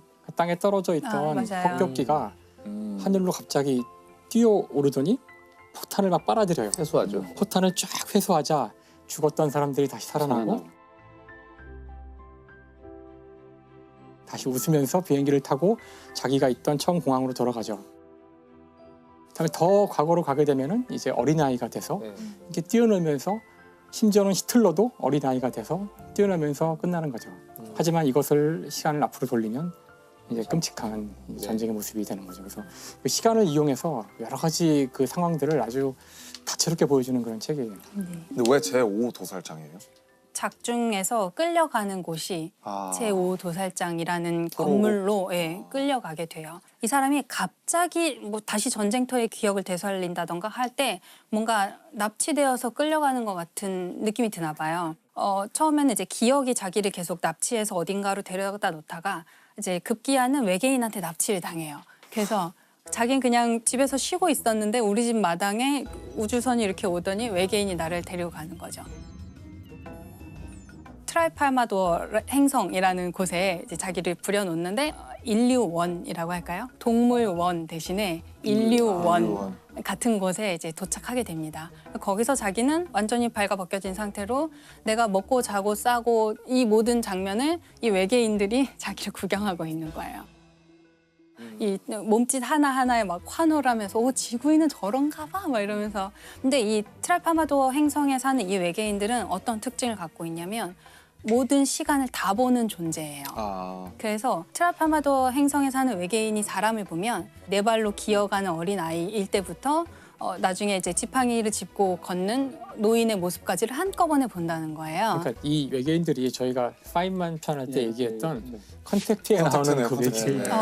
그리고 이 외계인들이 하늘에 있는 별을 볼 때도 그 별이 탄생할 때부터 죽을 때까지를 다 한꺼번에 보고 있다는 거예요. 그래서 경로를 다 보고 있기 때문에 밤하늘이 반짝이는 스파게티로 가득하다. 이 행성의 외계인들이 보기에는. 근데 이 작가가 이런 외계인에 대해서 얘기를 하는 이유는 이 외계인이 모든 시간을 보는 존재라는 게 되게 중요한 것 같아요. PTSD를 가진 사람이 자꾸 과거의 기억으로 다시 빨려 들어갈 때에는 그 과거에 무슨 일이 일어났는지 알잖아요. 이미 알고 있거든요. 얼마나 괴로운 사건인지를 이미 알고 있고 내가 지금 이 순간으로 가면 잠시 뒤에 내 와이프가 사고를 당해서 죽을 것이고 내가 좀 있다가 비행기 사고로 추락할 것이고 이 장면을 본인 알고 있는데 그대로 살 수밖에 없는 거예요. 주어진 삶을 그냥 그대로 살 수밖에 없고 인생의 모든 순간을 다 알고 있지만 그걸 그냥 묵묵히 살아가는 어떤 한 인간 을 계속 묘사하고 있는 것 같아요. 근데 보통 이렇게 트라우마가 있으면 다시는 생각하고 싶지도 않고 이런데 굳이 이 기억들을 다시 소환해서 왜 소설로 쓴 걸까요? 아마 치유의 과정이 아니었을까 생각이 돼요. 어차피 PTSD 환자는 거기서 벗어날 수 없으니까 안 쓴다고 해서 글로 안 가는 것도 아니고 실은 이 트라우마라는 게 인간을 보호하기 위해서 생긴 진화 과정이잖아요. 다시는 그런 일이 겪지 않도록 계속 그걸 기억하게 절대 잊어버리지 않게 계속 상기시키고 안 쓴다고 해서 거기를 벗어날 수 없는데 오히려 쓰면 이게 객관화될 수 있다고 생각해요. 우리가 글을 이용할 때 자신의 생각을 눈앞에 늘어놓고 볼 수 있다는 장점이 있는 거거든요. 그래서 이게 머릿속에서 그냥 있는데 잊어야지 하는 거랑 이걸 써놓고서 이런 사건이 있는데 이게 내가 잊어야 될 대상이라는 명확하게 이걸 실체로 만드는 것도 이걸 치료하는 과정에서는 큰 도움이 되지 않을까. 그렇게 하죠. 그렇게. 그리고 썼을 때 소설로 발표하잖아요. 그걸 독자가 읽고 훌륭한 작품이다, 감동했다. 저는 이렇게 말해주는 게 굉장히 치유에 도움이 될 거라고 자기의 자기가 겪었던 고통이나 감정을 공감해주는 나누고. 저도 처음에 작가가 됐을 때 뭐 제 개인적인 경험을 잘 쓰진 않지만 그런 걸 쓸 때가 있어요. 그러니까 우회적으로. 근데 쓰기 전에는 쓰면 큰일 날 것 같았어요.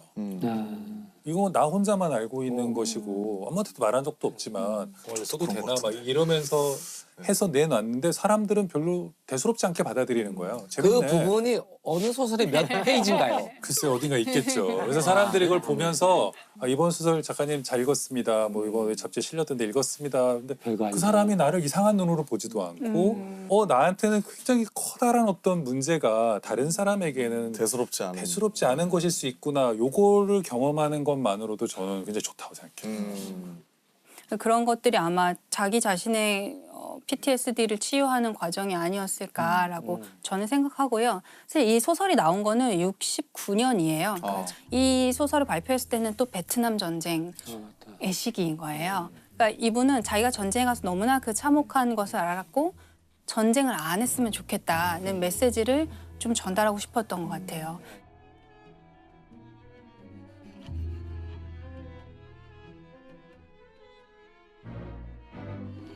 베트남전을 반대하면서 소설을 발표하고서 굉장히 이제 스타 작가가 되게 됩니다. 그리고 사람들이 반전을 얘기할 때 떠올리는 어떤 이미지 중에 하나가 돼요. 그래서 보니것이 그 얘기를 한 거예요. 전쟁으로 인해서 이득을 본 사람 전 세계 한 명밖에 없다. 나다. 난 베스트셀러 작가가 됐으니까 이 치유가 전쟁 많이 됐나 봐요. 그 때문에. 양반이. 참 그런 것 같아요. 엄청난 드라마가 있었고 엄청난 사람이 죽었고 근데 곰곰이 생각해보면 아무런 의미가 없는 일들. 그러니까요. 굉장히 괴롭잖아요. 그 모든 게 다 무의미하다고 생각이 드니까.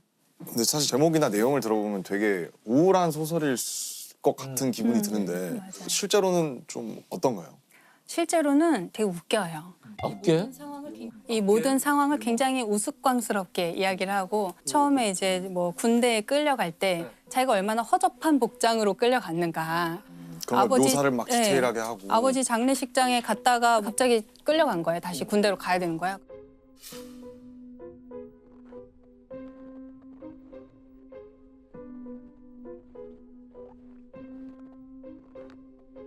그런 광경에서 자기가 얼마나 꼴이 우스운지 그리고 또 이 사람 굉장히 아직 전쟁에 대한 마음의 대비가 안 돼 있는 상태로 끌려갔기 때문에 되게 겁이 많고 약간 찌질한 상태잖아요. 아, 그러면 재밌어요. 그거를 이제 자꾸 넘어져요. 자꾸 넘어지고 막 쓰러져서 정신을 잃고 막 이러니까 옆에 있는 병사들이 또 도와줘야 되잖아요. 같이 가야 되니까. 낙오되면 안 되니까. 장준 아니야? 그래서 계속 이렇게 살려주면서 내가 너를 몇 번이나 더 살려줘야 되니? 뭐 이런 식의 이제 이야기로 풀기도 하고요. 계속해서 슬픈 광경에 대해서 얘기하고는 있지만 어쩔 수 없는 거지 뭐.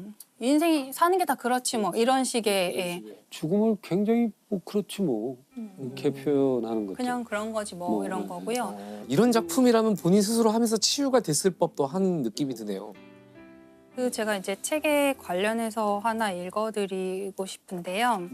주인공은 검안사였기 때문에 자기 진료실 벽에 이제 뭘 걸어놨는데 거기 걸어놓은 문구가 제가 바꿀 수 없는 것을 받아들일 수 있는 차분한 마음과 바꿀 수 있는 것을 바꿀 수 있는 용기와 그 차이를 분별할 수 있는 지혜를 구한다는 내용이 있어요. 그 나이놀트 리브어의 이제 그 문구로 같이 이어지는 거잖아요. 우리가 때로는 우리 인력으로 할 수 없는 일에 자꾸 뭘 바꾸려고 하다가 큰 좌절을 경험하기도 하잖아요. 하지 말아야 될 선택을 하기도 하고 바꿀 수 없다면 그냥 묵묵히 살아나가야 되는 거잖아요. 그리고 그게 자기를 집어삼키도록 두지 않았다는 게 굉장히 멋진 부분인 것 굉장히 같아요. 현명했던 것 같아요. 근데 보니것의 재밌는 점은 그런 다음에 바로 유머로 이어지는데요. 주인공 이름이 빌리인데요. 빌리가 바꿀 수 없는 것들에는 과거, 현재, 미래가 있었다. 사실 아무것도 시간이지. 저 이해하는데 좀 걸렸어요. 뭔 소리지? 사실 다 그런 바꿀 수 없는 지혜들이 거고. 되게 센스 넘치는 표현이네요. 네, 그런 식의 약간 자조적인 유머, 미국 블랙 유머의 대가로 꼽히는 분 중 한 사람인데 우리가 이걸 읽으면서 이렇게 참혹한 내용이라는 생각이 들기보다는 이러면서 웃게 되는 거. 그러면서 읽게 되는 거예요, 계속. 저희 같은 일반 사람들이 떠올리는 사람은 결국 사실 일론 머스크와 스페이스 X긴 하거든요. 그렇죠.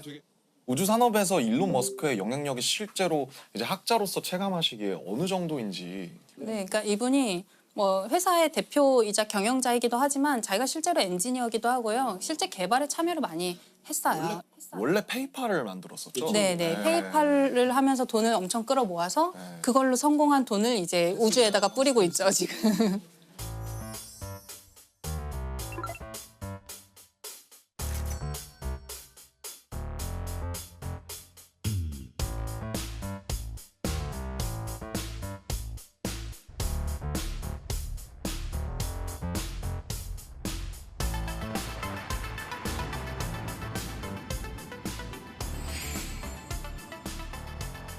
듣기로는 위성을 3,000개를 쏘아 올렸다. 네, 뭐 한 번에 막 수십 개씩 계속 쏴가지고요. 그렇게 많이 돈이 많나? 돈이 많아. 그게 그 스타링크. 네, 그게 스페이스 X가 하고 있는 스타링크인데요. 지구 근처에 인공위성을 엄청나게 많이 띄워서 얘로 네트워크를 망을 만드는 거예요. 지구 어디서나 통신할 수 있게 한다 이런 계획이 되게 많이 있고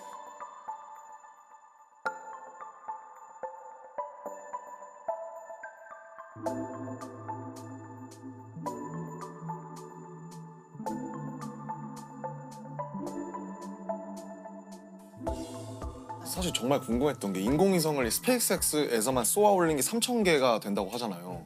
궤도가 커서 그런지 그렇게 여러 국가에서 인공위성을 막 수만 개를 쏘아 올렸을 것 같은데 부딪히거나 그러지 않나요? 부딪히기도 해요. 그래요? 그런 사고가 날 수 있고 그래서 어느 정도 그 밀도를 유지하게끔 그런 규칙이 정해져 있어요. 그래서 우리가 우주로 쏘아 올리는 모든 물체는 등록을 해야 되는데요. 등록할 때 이제 우리가 어느 궤도로 보낼 것이다, 임무 수명이 어느 정도다, 임무가 끝난 다음에 어떤 식으로 폐기할 것이다 이런 이제 대략의 계획이 있어야 되거든요. 근데 문제가 되는 것은 거기에 참여하지 않고 자력으로 등록하지 않는 물체를 올리기도 해요. 왜냐하면 이게 등록 안 했다고 해서 처단할 수 없거든요. 뭐 불법도 아니고. 그렇죠. 갔는지도 모르니까. 이제 지구 규모에서는 뭐 새로운 게 올라왔는지 안 올라왔는지를 알기는 어렵잖아요. 그래서 거기에 이제 참여하지 않으면 그런 미확인 비행 물체들이 정말. 근데 진짜 최근에 뭐 이렇게 기사 보니까 우크라이나 전에 전쟁에 있어서 그것들의 정보를 제공하거나 이런 위성들을 우리가 이제 파괴하겠다. 그러면 만약에 거기서 쐈다. 그럼 미국에 가만히 있지 않을 테고. 이러면 진짜 우주전쟁이 벌어지는 거 아니에요? 그래서 그 상대방 국가의 인공위성을 요격하는 기술을 이제 많이 개발하고 있는데 큰일 났다. 큰일 났어. 역시. 스타워즈라고 그러죠. 그러니까 스타워즈네. 그거를 처음에 실험을 해야 되는데 우리가 실험을 남의 나라 위성을 진짜 요격하는 실험을 할 수는 없잖아요. 그러면 그래서 전쟁 나니까. 자국의 오래된 위성, 폐기해야 되는 위성을 자기가 격추하는 그러다 실험을 해요. 잘못 격추하면? 했을 때. 자기네가 이제 실험적으로 격추를 했다. 폐기에 대해서 격추를 하면은 완전히 다 없어지는 게 아니잖아요. 사실은 그래요. 파편들 쓰는 끼. 맞아요. 그런 일이 실제로 일어날 수 있고 파편들이 굉장히 문제가 많이 되죠.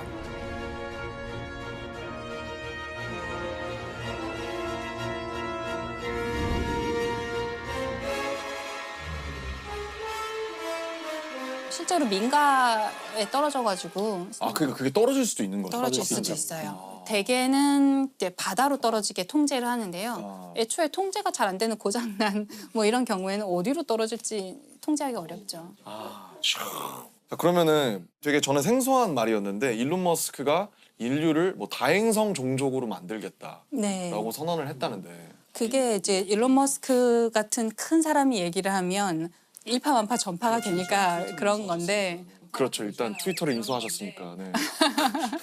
맞아요. 근데 이제 원래 있던 말이긴 한데요. 그러니까 우리가 뭐 멀티 플라네터리 스피시스 이렇게 다 행성 종족이에요. 여러 행성을 오가는 여러 행성에 걸쳐서 생존하는 그런 종족인 인간이 우리가 그렇게 돼보자 그런 이제 목표를 가지고 있어요.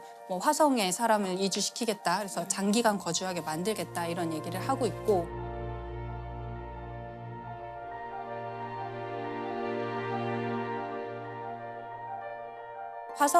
인류를 화성에 보내겠다는 계획을 제안하는 곳은 꽤 있었는데 그중에 가장 잘하고 있고 가장 잘 살아남아 있고 진짜 할 것 같은 데가 스페이스X예요. 일론 머스크가 50년 내에 화성에 정착촌을 세우겠다. 네. 그게 가능성이 어느 정도 되는 거라고 보세요? 50년은 좀 도전적인 목표일 것 같긴 한데요. 예를 들어서 스페이스X가 제안하고 있는 개념 중에 우주에서 주유하는 게 있어요. 주유요? 네, 기름을 넣는 거예요. 기름 넣는 네. 거. 왜냐하면 멀리 가려면 또 방향을 많이 바꾸려면 연료가 많이 필요한데 연료는 무겁잖아요. 그게 기름이에요? 우주선 연료도? 네, 등유를 쓰기도 하고 고체 연료를 요즘에 쓰기도 하고 아무튼 그런 이제 우주 공간에서 막 돌아다니려면 연료가 있어야 되는데 연료가 무겁잖아요. 네. 그 무거운 거를 우주로 쏘아 보내려면 또 연료가 많이 필요해요. 그러면 또 연료를 많이 주면 또 무거워요. 이게 이제 로켓 방정식의 저주라고 사람들이 얘기하는 공식인데 로켓 방정식의 저주. 네, 지구를 탈출하기 위해서 드는 연료와 에너지 양을 계산하는 건데요. 연료를 많이 싣고 가고 싶은데 그러면 연료가 또 필요하고 이거예요. 그래서 어디선가 타협점을 어디선가 찾아야 되는데 스페이스X 같은 데서 제안하는 거는 일단 띄워요. 일단 해서 우주 공간 띄워놓고 기름만 가지고 있는 연료만 가지고 있는 우주선을 또 띄워서 우주 공간에서 도킹을 시켜서 급유를 하는 거예요. 그래서 주유를 해주고 얘는 다시 지구로 돌아오고 그럼 얘는 우주 공간에서 이제 더 멀리 갈 수 있는 에너지를 다시 갖게 되잖아요. 미 공군이 사용하는 공중급유기를 우주에서 하겠다는 거죠. 네, 그걸 이제 좀 더 큰 규모로 하려고 하는 거죠. 그래야지 화성까지 가서 화성에서 착륙했다가 뭐 만약에 필요하면 화성에서 다시 돌아올 수도 있고 또 다르게 접근하는 데도 있는데요. 예, 아랍에미리트 연합이라는 나라가 돈이 많아서 그런가요? 그렇죠. 그렇겠죠. 네. 일단 자본이 뭐 네, 거기는 이제 석유로 자본을 많이 가진 나라고 그런데 석유가 한계가 있잖아요. 그렇겠죠. 언젠가는 바닥 날 거란 말이에요. 그러면 석유를 가지고 경제를 부흥시킨 이 나라는 다음 단계를 이제 미리 대비를 해야 돼요. 네. 그것은 개인 과학자의 차원이 아니라 어쩌면 국가 차원의 미래를 위한 대비일 수도 있겠어요. 이 아랍에미리트가 화성에 2117년까지 도시를 만들겠다. 2117년. 네, 2117년까지. 이제 그 계획을 2017년에 발표하면서 100년 내에 하겠다라고 한 건데요.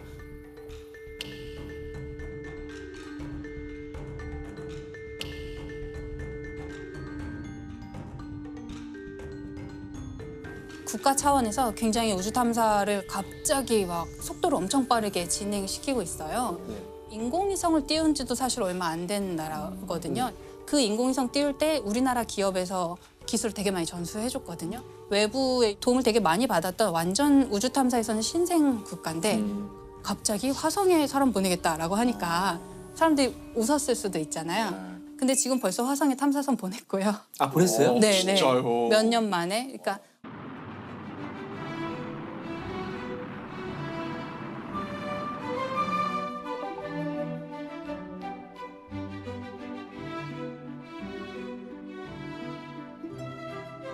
원래는 어떤 한 국가가 열심히 준비를 해서 화성 탐사선 정도 보내려면 한 10몇 년 정도 준비를 해요. 개발 기간.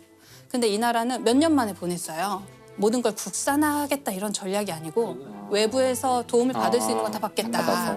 이런 전략을 좀 선택한 것 같아요. 왜냐하면 여기는 우주 탐사를 잘하는 것도 목표지만 화성에 가야 된다는 실제적인 목표가 있기 때문에 첨단 과학부라는 이제 정부 조직이 있는데 거기 장관이 사라 알 아미리라는 장관님이 장관도 하시고 화성에 간 그 아말 프로젝트의 담당자기도 해요. 그래서 자기가 실제로 공학자기도 하고 교육에도 굉장히 관심을 많이 가져서 화성 탐사, 뭐 우주 탐사 이런 걸 하면서 그거에 대한 내용을 교육에 아이들 학교에서 굉장히 많이 가르치게 바꿨다고 하더라고요. 교육 과정을 바꿔서 우주 탐사가 당연한 거야라고 가르치는 교과서를 배우고 자라는 아이들은 우리랑 세대가 완전히 달라지는 사고 방식이 달라지는 거죠. 화성 가겠다, 화성 이주하겠다가 국가의 테마가 된 게 재밌더라고요. 현실적으로 가능할까요? 제 세대에서는 가는 거는 가능도 할 것 같아요.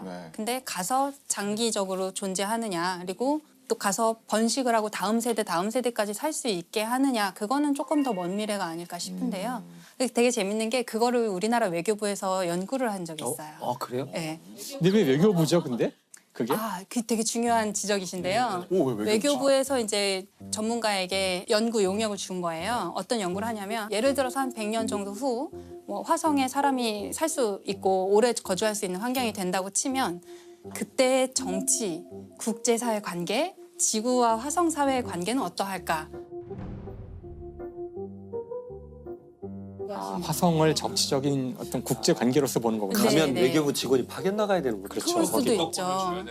투표권을 줘야 되는지. 그렇죠. 그리고 화성에 오래 생존을 하고 있으면 이 사람들이 자치권을 요구할 수도 있죠. 우리 더 이상 뭐 한국 사람 안 하고 우리 나라 세울 거야 이럴 수도 있고. 그러니까 지금은 우주 공간에 있는 것은 다 평화적으로 사용해야 되고 누가 개인이나 어떤 국가가 소유할 수 없어요.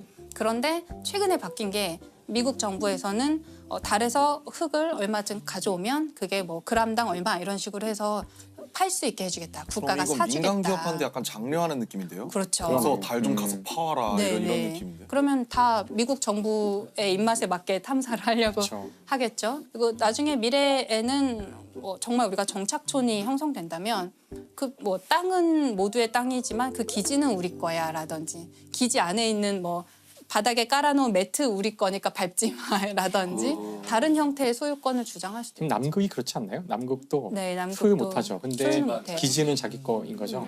저는 화성도 만약에 여러 정착촌이 여러 나라 정착촌이 있다면 결국에는 우리 여기서 일어난 일은 지구까지 보고하는데 몇 년 걸리고 우리끼리 해결하는 뭔가를 만들자 하고 분명히 있을 문제는 지구에 자꾸 뭔가 시킬 거거든요. 야, 너네 뭐 좀 채취해서 보내. 뭐 좀 하는데 정작 화성에 있는 사람들 그걸 하려면 우주복 입고 나가갖고 너무 힘들고 막 이런데 야, 이거 언제까지 우리가 이거 지금 계속 받아야 되지? 이런 순간이 올 거라고 생각해요. 독립하겠죠. 네, 독립하자. 이거 연락 끊자. 손절. 야. 이걸 누가 했냐면 그런 게 이제 국제 정치나 이런 거를 연구해 본 경험이 있는 사람들이 잘할 수 있는 거죠. 그걸 전공하셔서 석사를 받으시고 SF 소설을 쓰고 있는 배명훈 작가님이 그걸 했어요.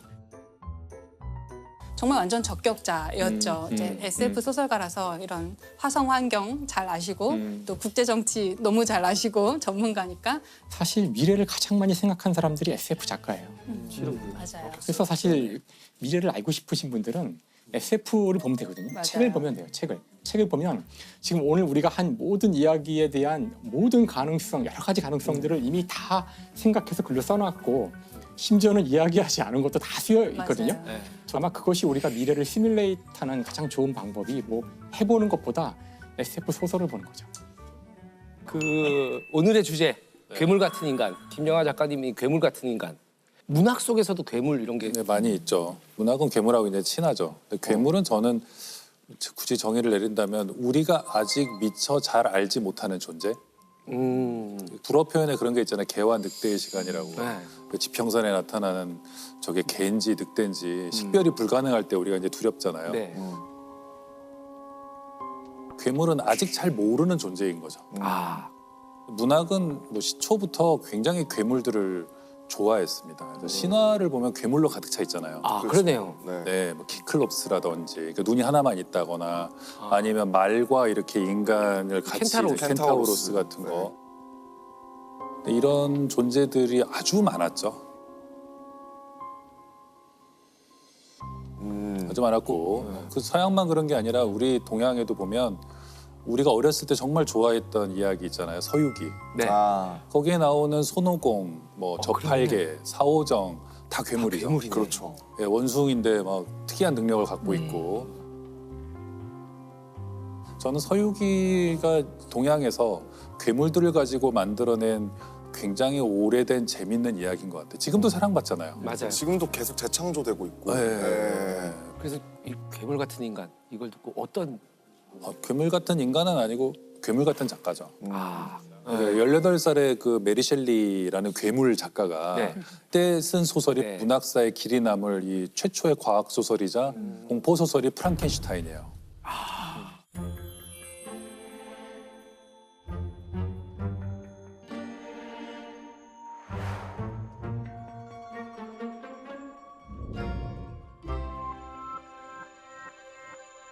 그러니까 1797년에 영국에서 한 여자아이가 태어나요. 아버지는 이제 윌리엄 고드윈이라고 하는데 이 아버지는 누구냐면 논객이에요. 집은 가난한데 뭐 이렇게 굉장히 급진적인 사상들, 뭐 결혼제도, 노예제도 이 모든 거에 대해서 굉장히 급진적인 사상을 이렇게 전파하고 있어가지고 꽤 인기는 있는데 집에 돈은 없는.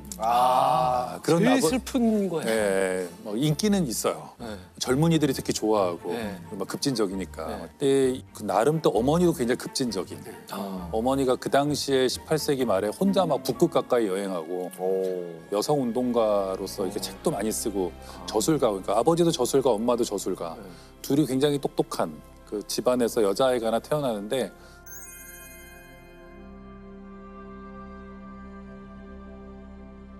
자기 아버지 제자가 되겠다고 찾아온 대학생이 있었던 거야. 귀족 가문의 네. 아들인데 퍼시 비시 셀리. 얘가 한 21살쯤 됐을 거야, 이 남자가. 네. 그리고 그때 이 여자아이는 16살. 때 둘이 만나자마자 서로의 재능을 다 알아봐요. 얘는 위대한 시인이 될 것 같다. 또 얘는 굉장히 엄청난 여성이다라는 걸 알게 되죠. I'm Percy Bysshe Shelley. I'm Mary Wollstonecraft Godwin. 그 둘이 그래서 바로 이제 사랑을 시작하는데 그러고 나서는 집에서 뭐 반대하고 뭐 어쩌고 이러니까 둘이 유럽으로 튀어요. 유럽으로 뭔가 튀니까. 굉장히 전반적으로 급진적이네요. 네. 게다가 그 21살짜리 그 남자 그 귀족 집안의 아들은 유부남이었던 거예요. 아이고 사고네. 네. 그랬는데 이 유럽으로 가서 아이를 낳게 되거든요. 그때가 한 17살에 첫 아이를 낳지만 그 아이가 바로 죽어요. 그런 일을 겪으면서도 계속 이 그 남자와 연인과 유럽을 여행하다가 그 다음에 그러니까 한 18살쯤 됐을 때 당시의 스타 시인이었던 바이런과 바이런. 네.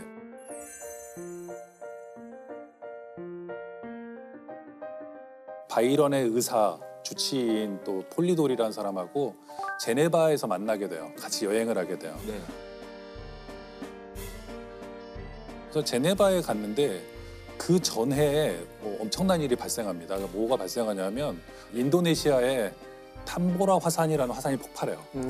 엄청난 화산이 폭발이었던 거예요. 1600년 만에 큰 화산 폭발이어가지고 1815년. 네, 그렇죠. 중요한 사건이에요.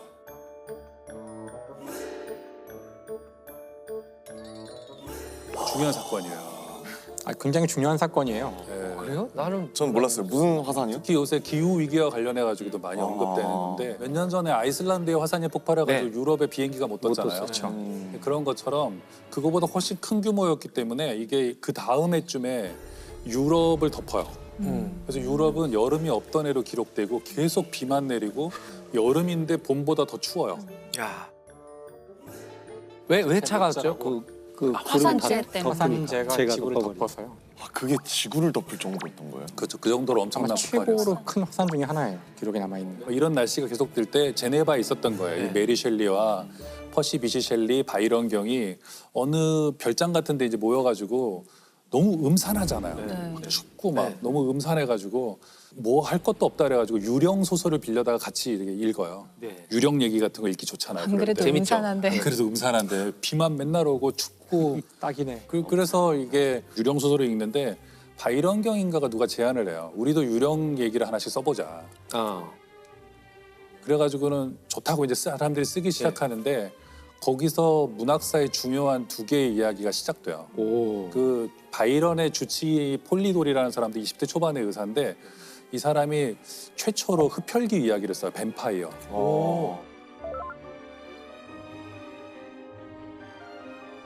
이 사람이 이제 그거를 최초로 쓰게 되고 또 그 제가 조금 전부터 말씀드렸던 메리 셸리는 그때 18살인데 이때 쓴 소설이 프랑켄슈타인이에요.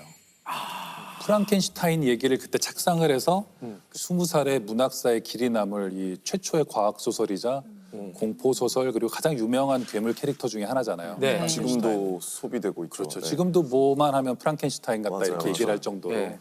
괴물 같은 작가죠. 그렇네요. 그러네요. 18살에.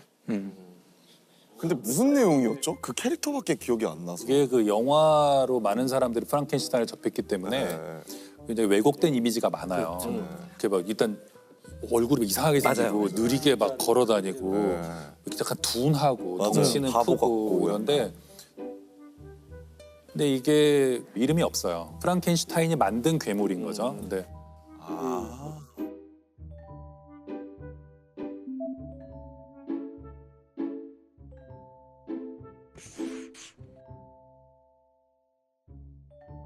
근데 원작을 읽어보시면 원작의 프랑켄슈타인이 굉장히 민첩해요. 약간 요즘에 슈퍼히어로 같은 느낌이에요. 동해번쩍 서해번쩍하고 예, 굉장히 날아다닌다고 느낌이 들 정도로 그냥 빠르고 막 이래요.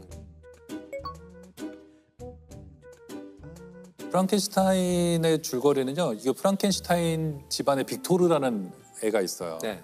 근데 어렸을 때부터 과학 실험을 좋아하고 연금술에 굉장히 관심이 많았어요. 네. 연금술도 관심이 많고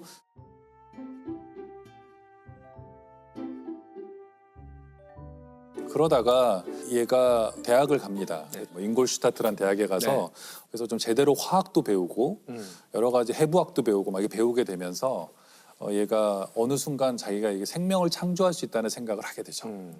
그래서 아무한테도 얘기하지 않고 몰래 이렇게 시체 해부소 같은 데서 이렇게 묘지 같은 데서 가지고 와서 만들게 되고 몇 년의 각고의 노력 끝에 살아 움직이는 어떤 생명체를 만들게 되죠.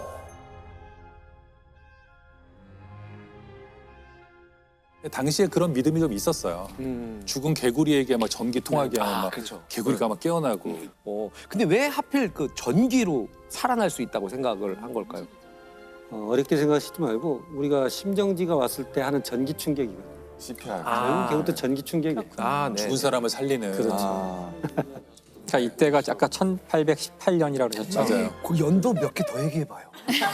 아니, 먼저 연도를 너무. 아니 그냥 아무 연도나 학원이 말씀하신 다음에 이때 무슨 사건이 그치, 있었는지. 왜냐면 우리가 모르니까 아무거나 지금 하시는 거 아니에요? 검증할 수가 없어. 근데 중요한 그게 아니라, 그러니까 저는 이 소설을 저는 읽었거든요. 저는 아주 옛날에 읽었는데, 저는 과학자니까 이 소설이 쓰여질 때쯤 과연 이 메리 셸리는 어느 정도의 과학적 지식을 알고 썼을까 이게 저는 그런 관점으로. 궁금하더라고요. 그게. 네. 그러니까 그 당시 실험이 갈반이라는 사람이 그 개구리 다리에다가 이렇게 전기를 그렇죠. 맞아. 가하자 이렇게. 다리가 막 흔들리는. 그래서 이제 그 당시 사람들은 전기가 생명의 어떤 기운과 관련이 있다는 걸 알기 시작했고 전기 현상을 제대로 연구하게 되는 그 시점은 이것보다 좀 뒤에요. 그러니까 아직 그 물리학자들이 전기에 대한 본질을 제대로 알지 못하고 하지만 전기 현상은 발견된 그 즈음에 쓰여진 거거든요. 네.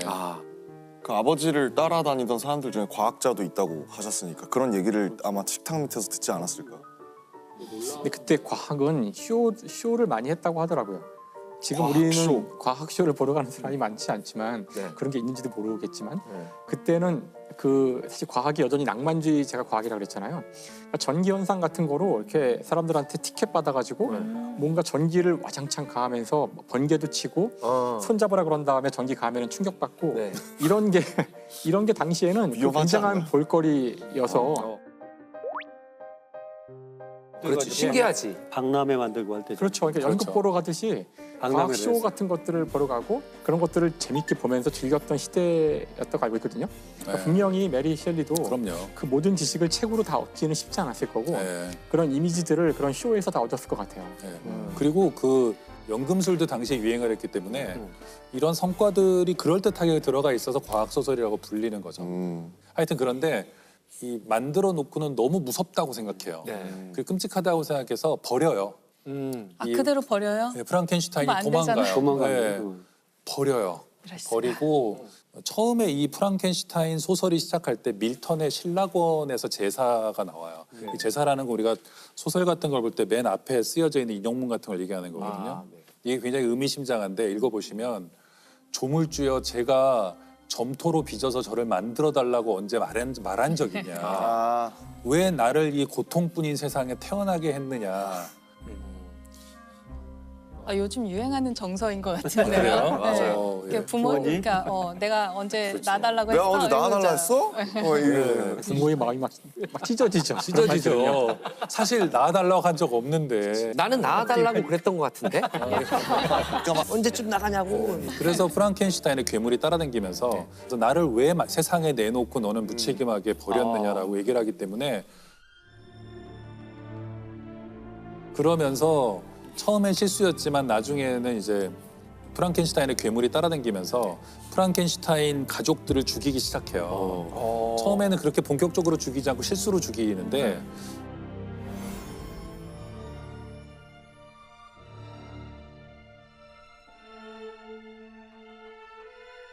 이게 굉장히 저는 중요한 장면이라고 생각해요. 이 괴물이 와서 프랑켄슈타인 보고 나는 너무 외롭다는 거예요. 나는 괴물이 천지간에 나밖에 없고 인간들은 모두 나를 피하고 내가 목숨을 구해준 사람들조차도 정신을 차리면 나를 보고 소리를 지르고 도망가는데 나와 같은 괴물 여자를 하나 만들어 달라. 그럼 둘이 남미에 가서 아무도 모르는 데 가서 조용히 살겠다 이렇게 얘기를 해요. 그럼 또 막상 그 괴물 여자를 만들면 괴물 여자가 내가 언제 만들어 달라 그랬냐고. 그 얘기. 나는 왜 만들었냐. 그렇죠. 그래서 이 사람이 고민해요. 왜냐하면 하나를 더 만들면 번식을 할 거 아니에요. 그러면 이 종족이 계속 늘어나고 이거는 막아야 되겠다는 생각에 만들다가 이거를 그냥 버려요.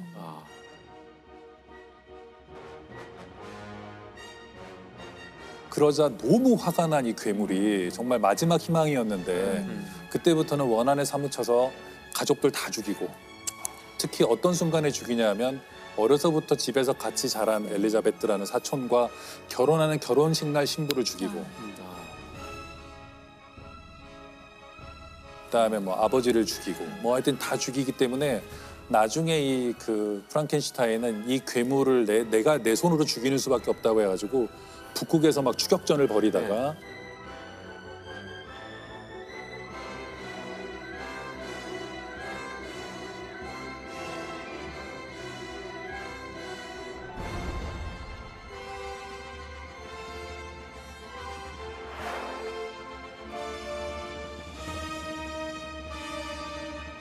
그래서 이게 그냥 공포 소설이나 그냥 과학 소설의 어떤 원조로서 중요한 소설이 아니고 우리 인간 내면에 있는 어떤 실존적인 그런 의문점 있잖아요. 네. 나는 이 세상에 왜 태어났나. 그러니까. 많은 것들을 생각하게 해주는 것 같아요. 되게 중요한 소설이에요. 18살의 그 메리 셸리라는 괴물 작가가 네. 쓴 그 진짜 원전을 보시면요. 많이 나와 있어요. 과학 지식도 굉장히 풍부하지만 그리스 고전부터 당대 문학 작품까지 굉장히 많이 언급되고 있거든요. 이게 보면 어떻게 그렇게 18살짜리 소녀가 독학으로 사람이 이 정도 경지에 오를 수 있나? 그 메리 셸리가 결혼한 그 퍼시 비시 셸리도 고등학교 때부터도 계속 실험 같은 거 좋아하고 과학을 굉장히 좋아했던 그러면서 또 낭만, 이 낭만주의라는 것은 우리가 낭만하면 사랑을 고백하고 막 이럴 것 같지만 굉장히 인생을 극적으로 산 사람들이에요. 네. 자기 인생 자체도 막 험난하게 살았어요. 바이런 그래서 그리스 가서 전쟁에 참전했다가 죽어요. 36살에 죽고요.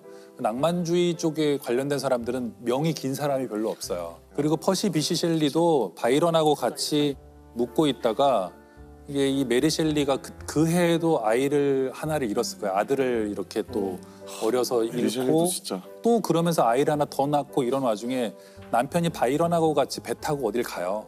근데 배를 타고 나갔다가 돌아오지 않아요. 이탈리아에서. 남편은 한 열흘 후에 이제 시체로 발견되고 그 죽었을 때 남편 나이가 한 29? 그러니까 메리 셸리는 삶에서 고통이란 고통은 다 겪은 사람이고 아이를 넷을 잃고 2살 배기 아이 하나 아들 하나를 겨우 건졌는데 남편은 배 타고 나갔다가 죽고 그랬을 때가 24살이에요. 메리 셸리가. 그리고 이미 프랑켄슈타인은 출간했고 뭐 이미 유명해지고 있긴 하지만 뭐 그렇게 되고요.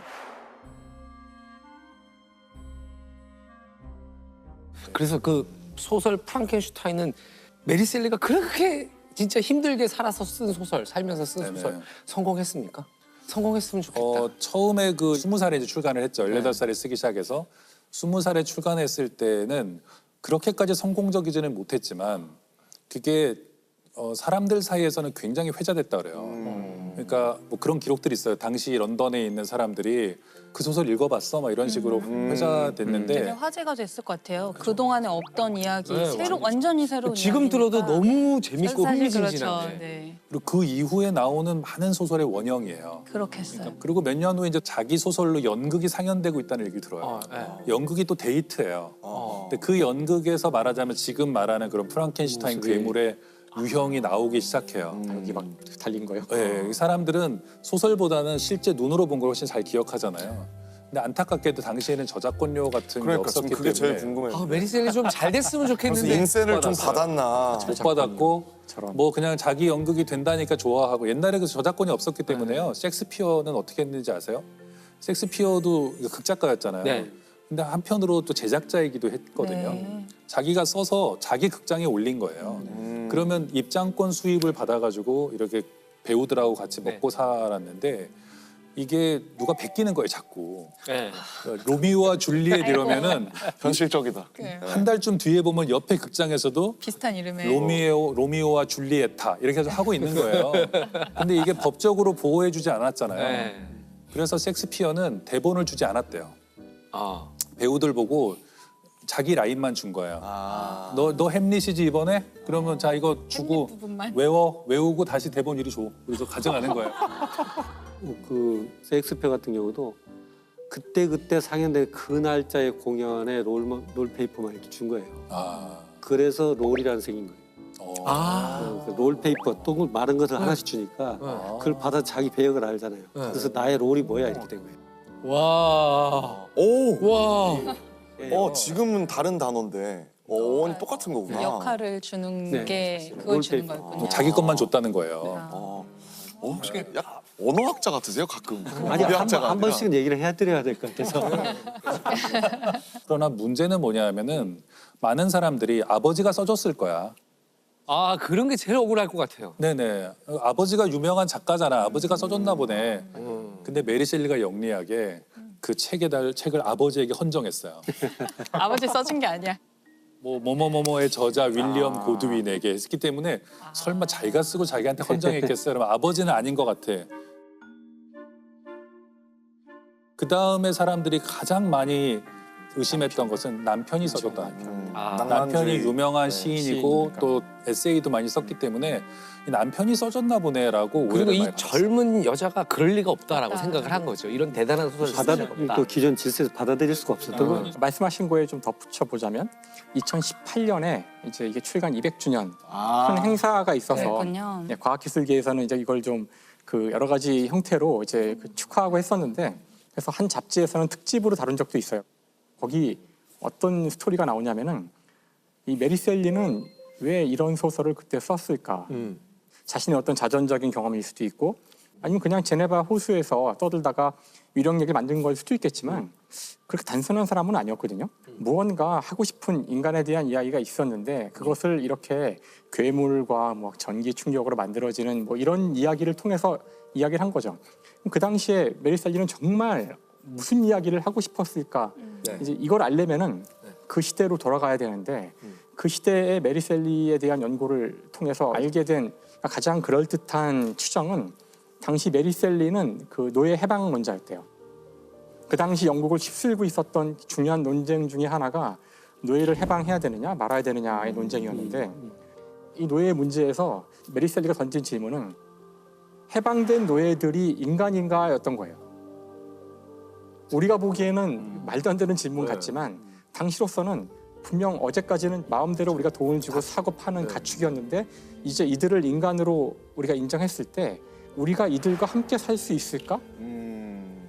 이게 중요한 주제였고 진보적인 사람들은 당연히 살 수 있지 우리가 살 수 있고 우리가 데려온 사람들이고 바로 그 질문을 하는 거라고 하더라고요. 여기서는 인종해방론자들은 문제를 다루면서 당신들은 준비가 되어 있는지를 아. 물어본 거라고 이제 그런 해석들을 하더라고요. 지금 그 시대는 노예 무역이 시작되는 시기란 말이에요. 17, 16세기 대항해 시대 이후로 17, 18세기에 유럽으로 흑인들이 들어오는 아프리카계 사람들이 들어오는 그런 때였고 그래서 메리 셸리의 의도가 뭐였는지는 모르겠지만 자기 의도와는 상관없이 모든 작품이 그렇듯이 그 당시에 그 영국의 신문 같은 데서는 자 프랑켄슈타인 봐라. 노예들이 이렇게 위험하다. 반대로 거꾸로 이용당하는 거군요. 또 이용돼서 저거 봐라 주인을 못 알아보고 공격하지 않느냐. 그러니까 풀어줬더니 풀어주면 안 된다. 풀어주면 저렇게 마음껏 돌아다니면서 그리고 미국에서의 인종차별 같은 것들을 이제 그 연구한 걸 봐도 흑인들의 그 시체적인 능력에 대한 과도한 공포. 그러니까 굉장히 흑인들은 몸이 크고 운동을 잘하고 힘이 세고 절제하지 못한다 이런 이제 편견들을 갖고 있었는데 그게 프랑켄슈타인의 괴물에도 그대로 적용된 거예요. 그렇네요. 몸이 크고 힘이 세고. 위협적이고 이렇다고 본 거예요. 그래서 이게 메리 셸리가 어떤 의도를 갖고 있었는지 모르고 어쩌면 이제 노예 제도를 반대할 수도 또 있었겠지만 실제로는 반대로 이용되는 경우도 있었고. 그랬겠네. 괴물 이런 문학 작품 속에서 그걸 이제 느끼진 못하겠지만 그런 이 이야기를 보면서 위로를 받는 사람도 있을 수 있을 것 같다는 생각이 들어요. 저는 인간의 마음 속에 굉장히 어둠들이 많이 있다고 생각해요. 왜냐하면 우리는 늘 불안하고 두렵고 정말 미래를 모르잖아요. 공포스럽고. 근데 우리가 점점 더 현대에 올수록 마음을 드러내는 걸 더 두려워하거든요, 사람들이. 이게 어떻게 유통될지 모르고. 내가 진짜 마음을 내보였는데. 맞아. 약점이 돼서 돌아오기도 하고. 그런데 그 괴물은 우리 내면에 갖고 있는 어떤 결함이라던가 또는 어떤 성격의 그걸 과장해서 보여주는 존재거든요. 그래서 자기가 그 존재라고 생각하고 그 프랑켄슈타인이 도대체 나를 세상에 왜 내보냈냐고 울부짖을 때, 왜 나를 왜 만들었냐고 울부짖을 때 자기도 그런 마음이 있다는 것을 승인받는 느낌이거든요. 나만 이런 게 아니고 몇백 년 전에도 이런 존재가 있었고 이게 또 문학 작품이라면 내가 괴물이 아닌 거죠. 우리가 특히 사춘기 때는 이 얘기를 다 부모님한테 할 수도 없고 친구한테 할 수도 없어서 뭐 이러고 있는데 보니까 뭐 호밀밭에 파수꾼 보니까 더 이상한 놈이 있네 여기. 그런 괴물들을 저는 문학에서 발견한다고 생각해요. 발견하면 아 내가 미친 게 아니구나. 내가 괴물이 아니구나. 나는 정상이구나라는 걸 발견할 수 있다고 생각해요.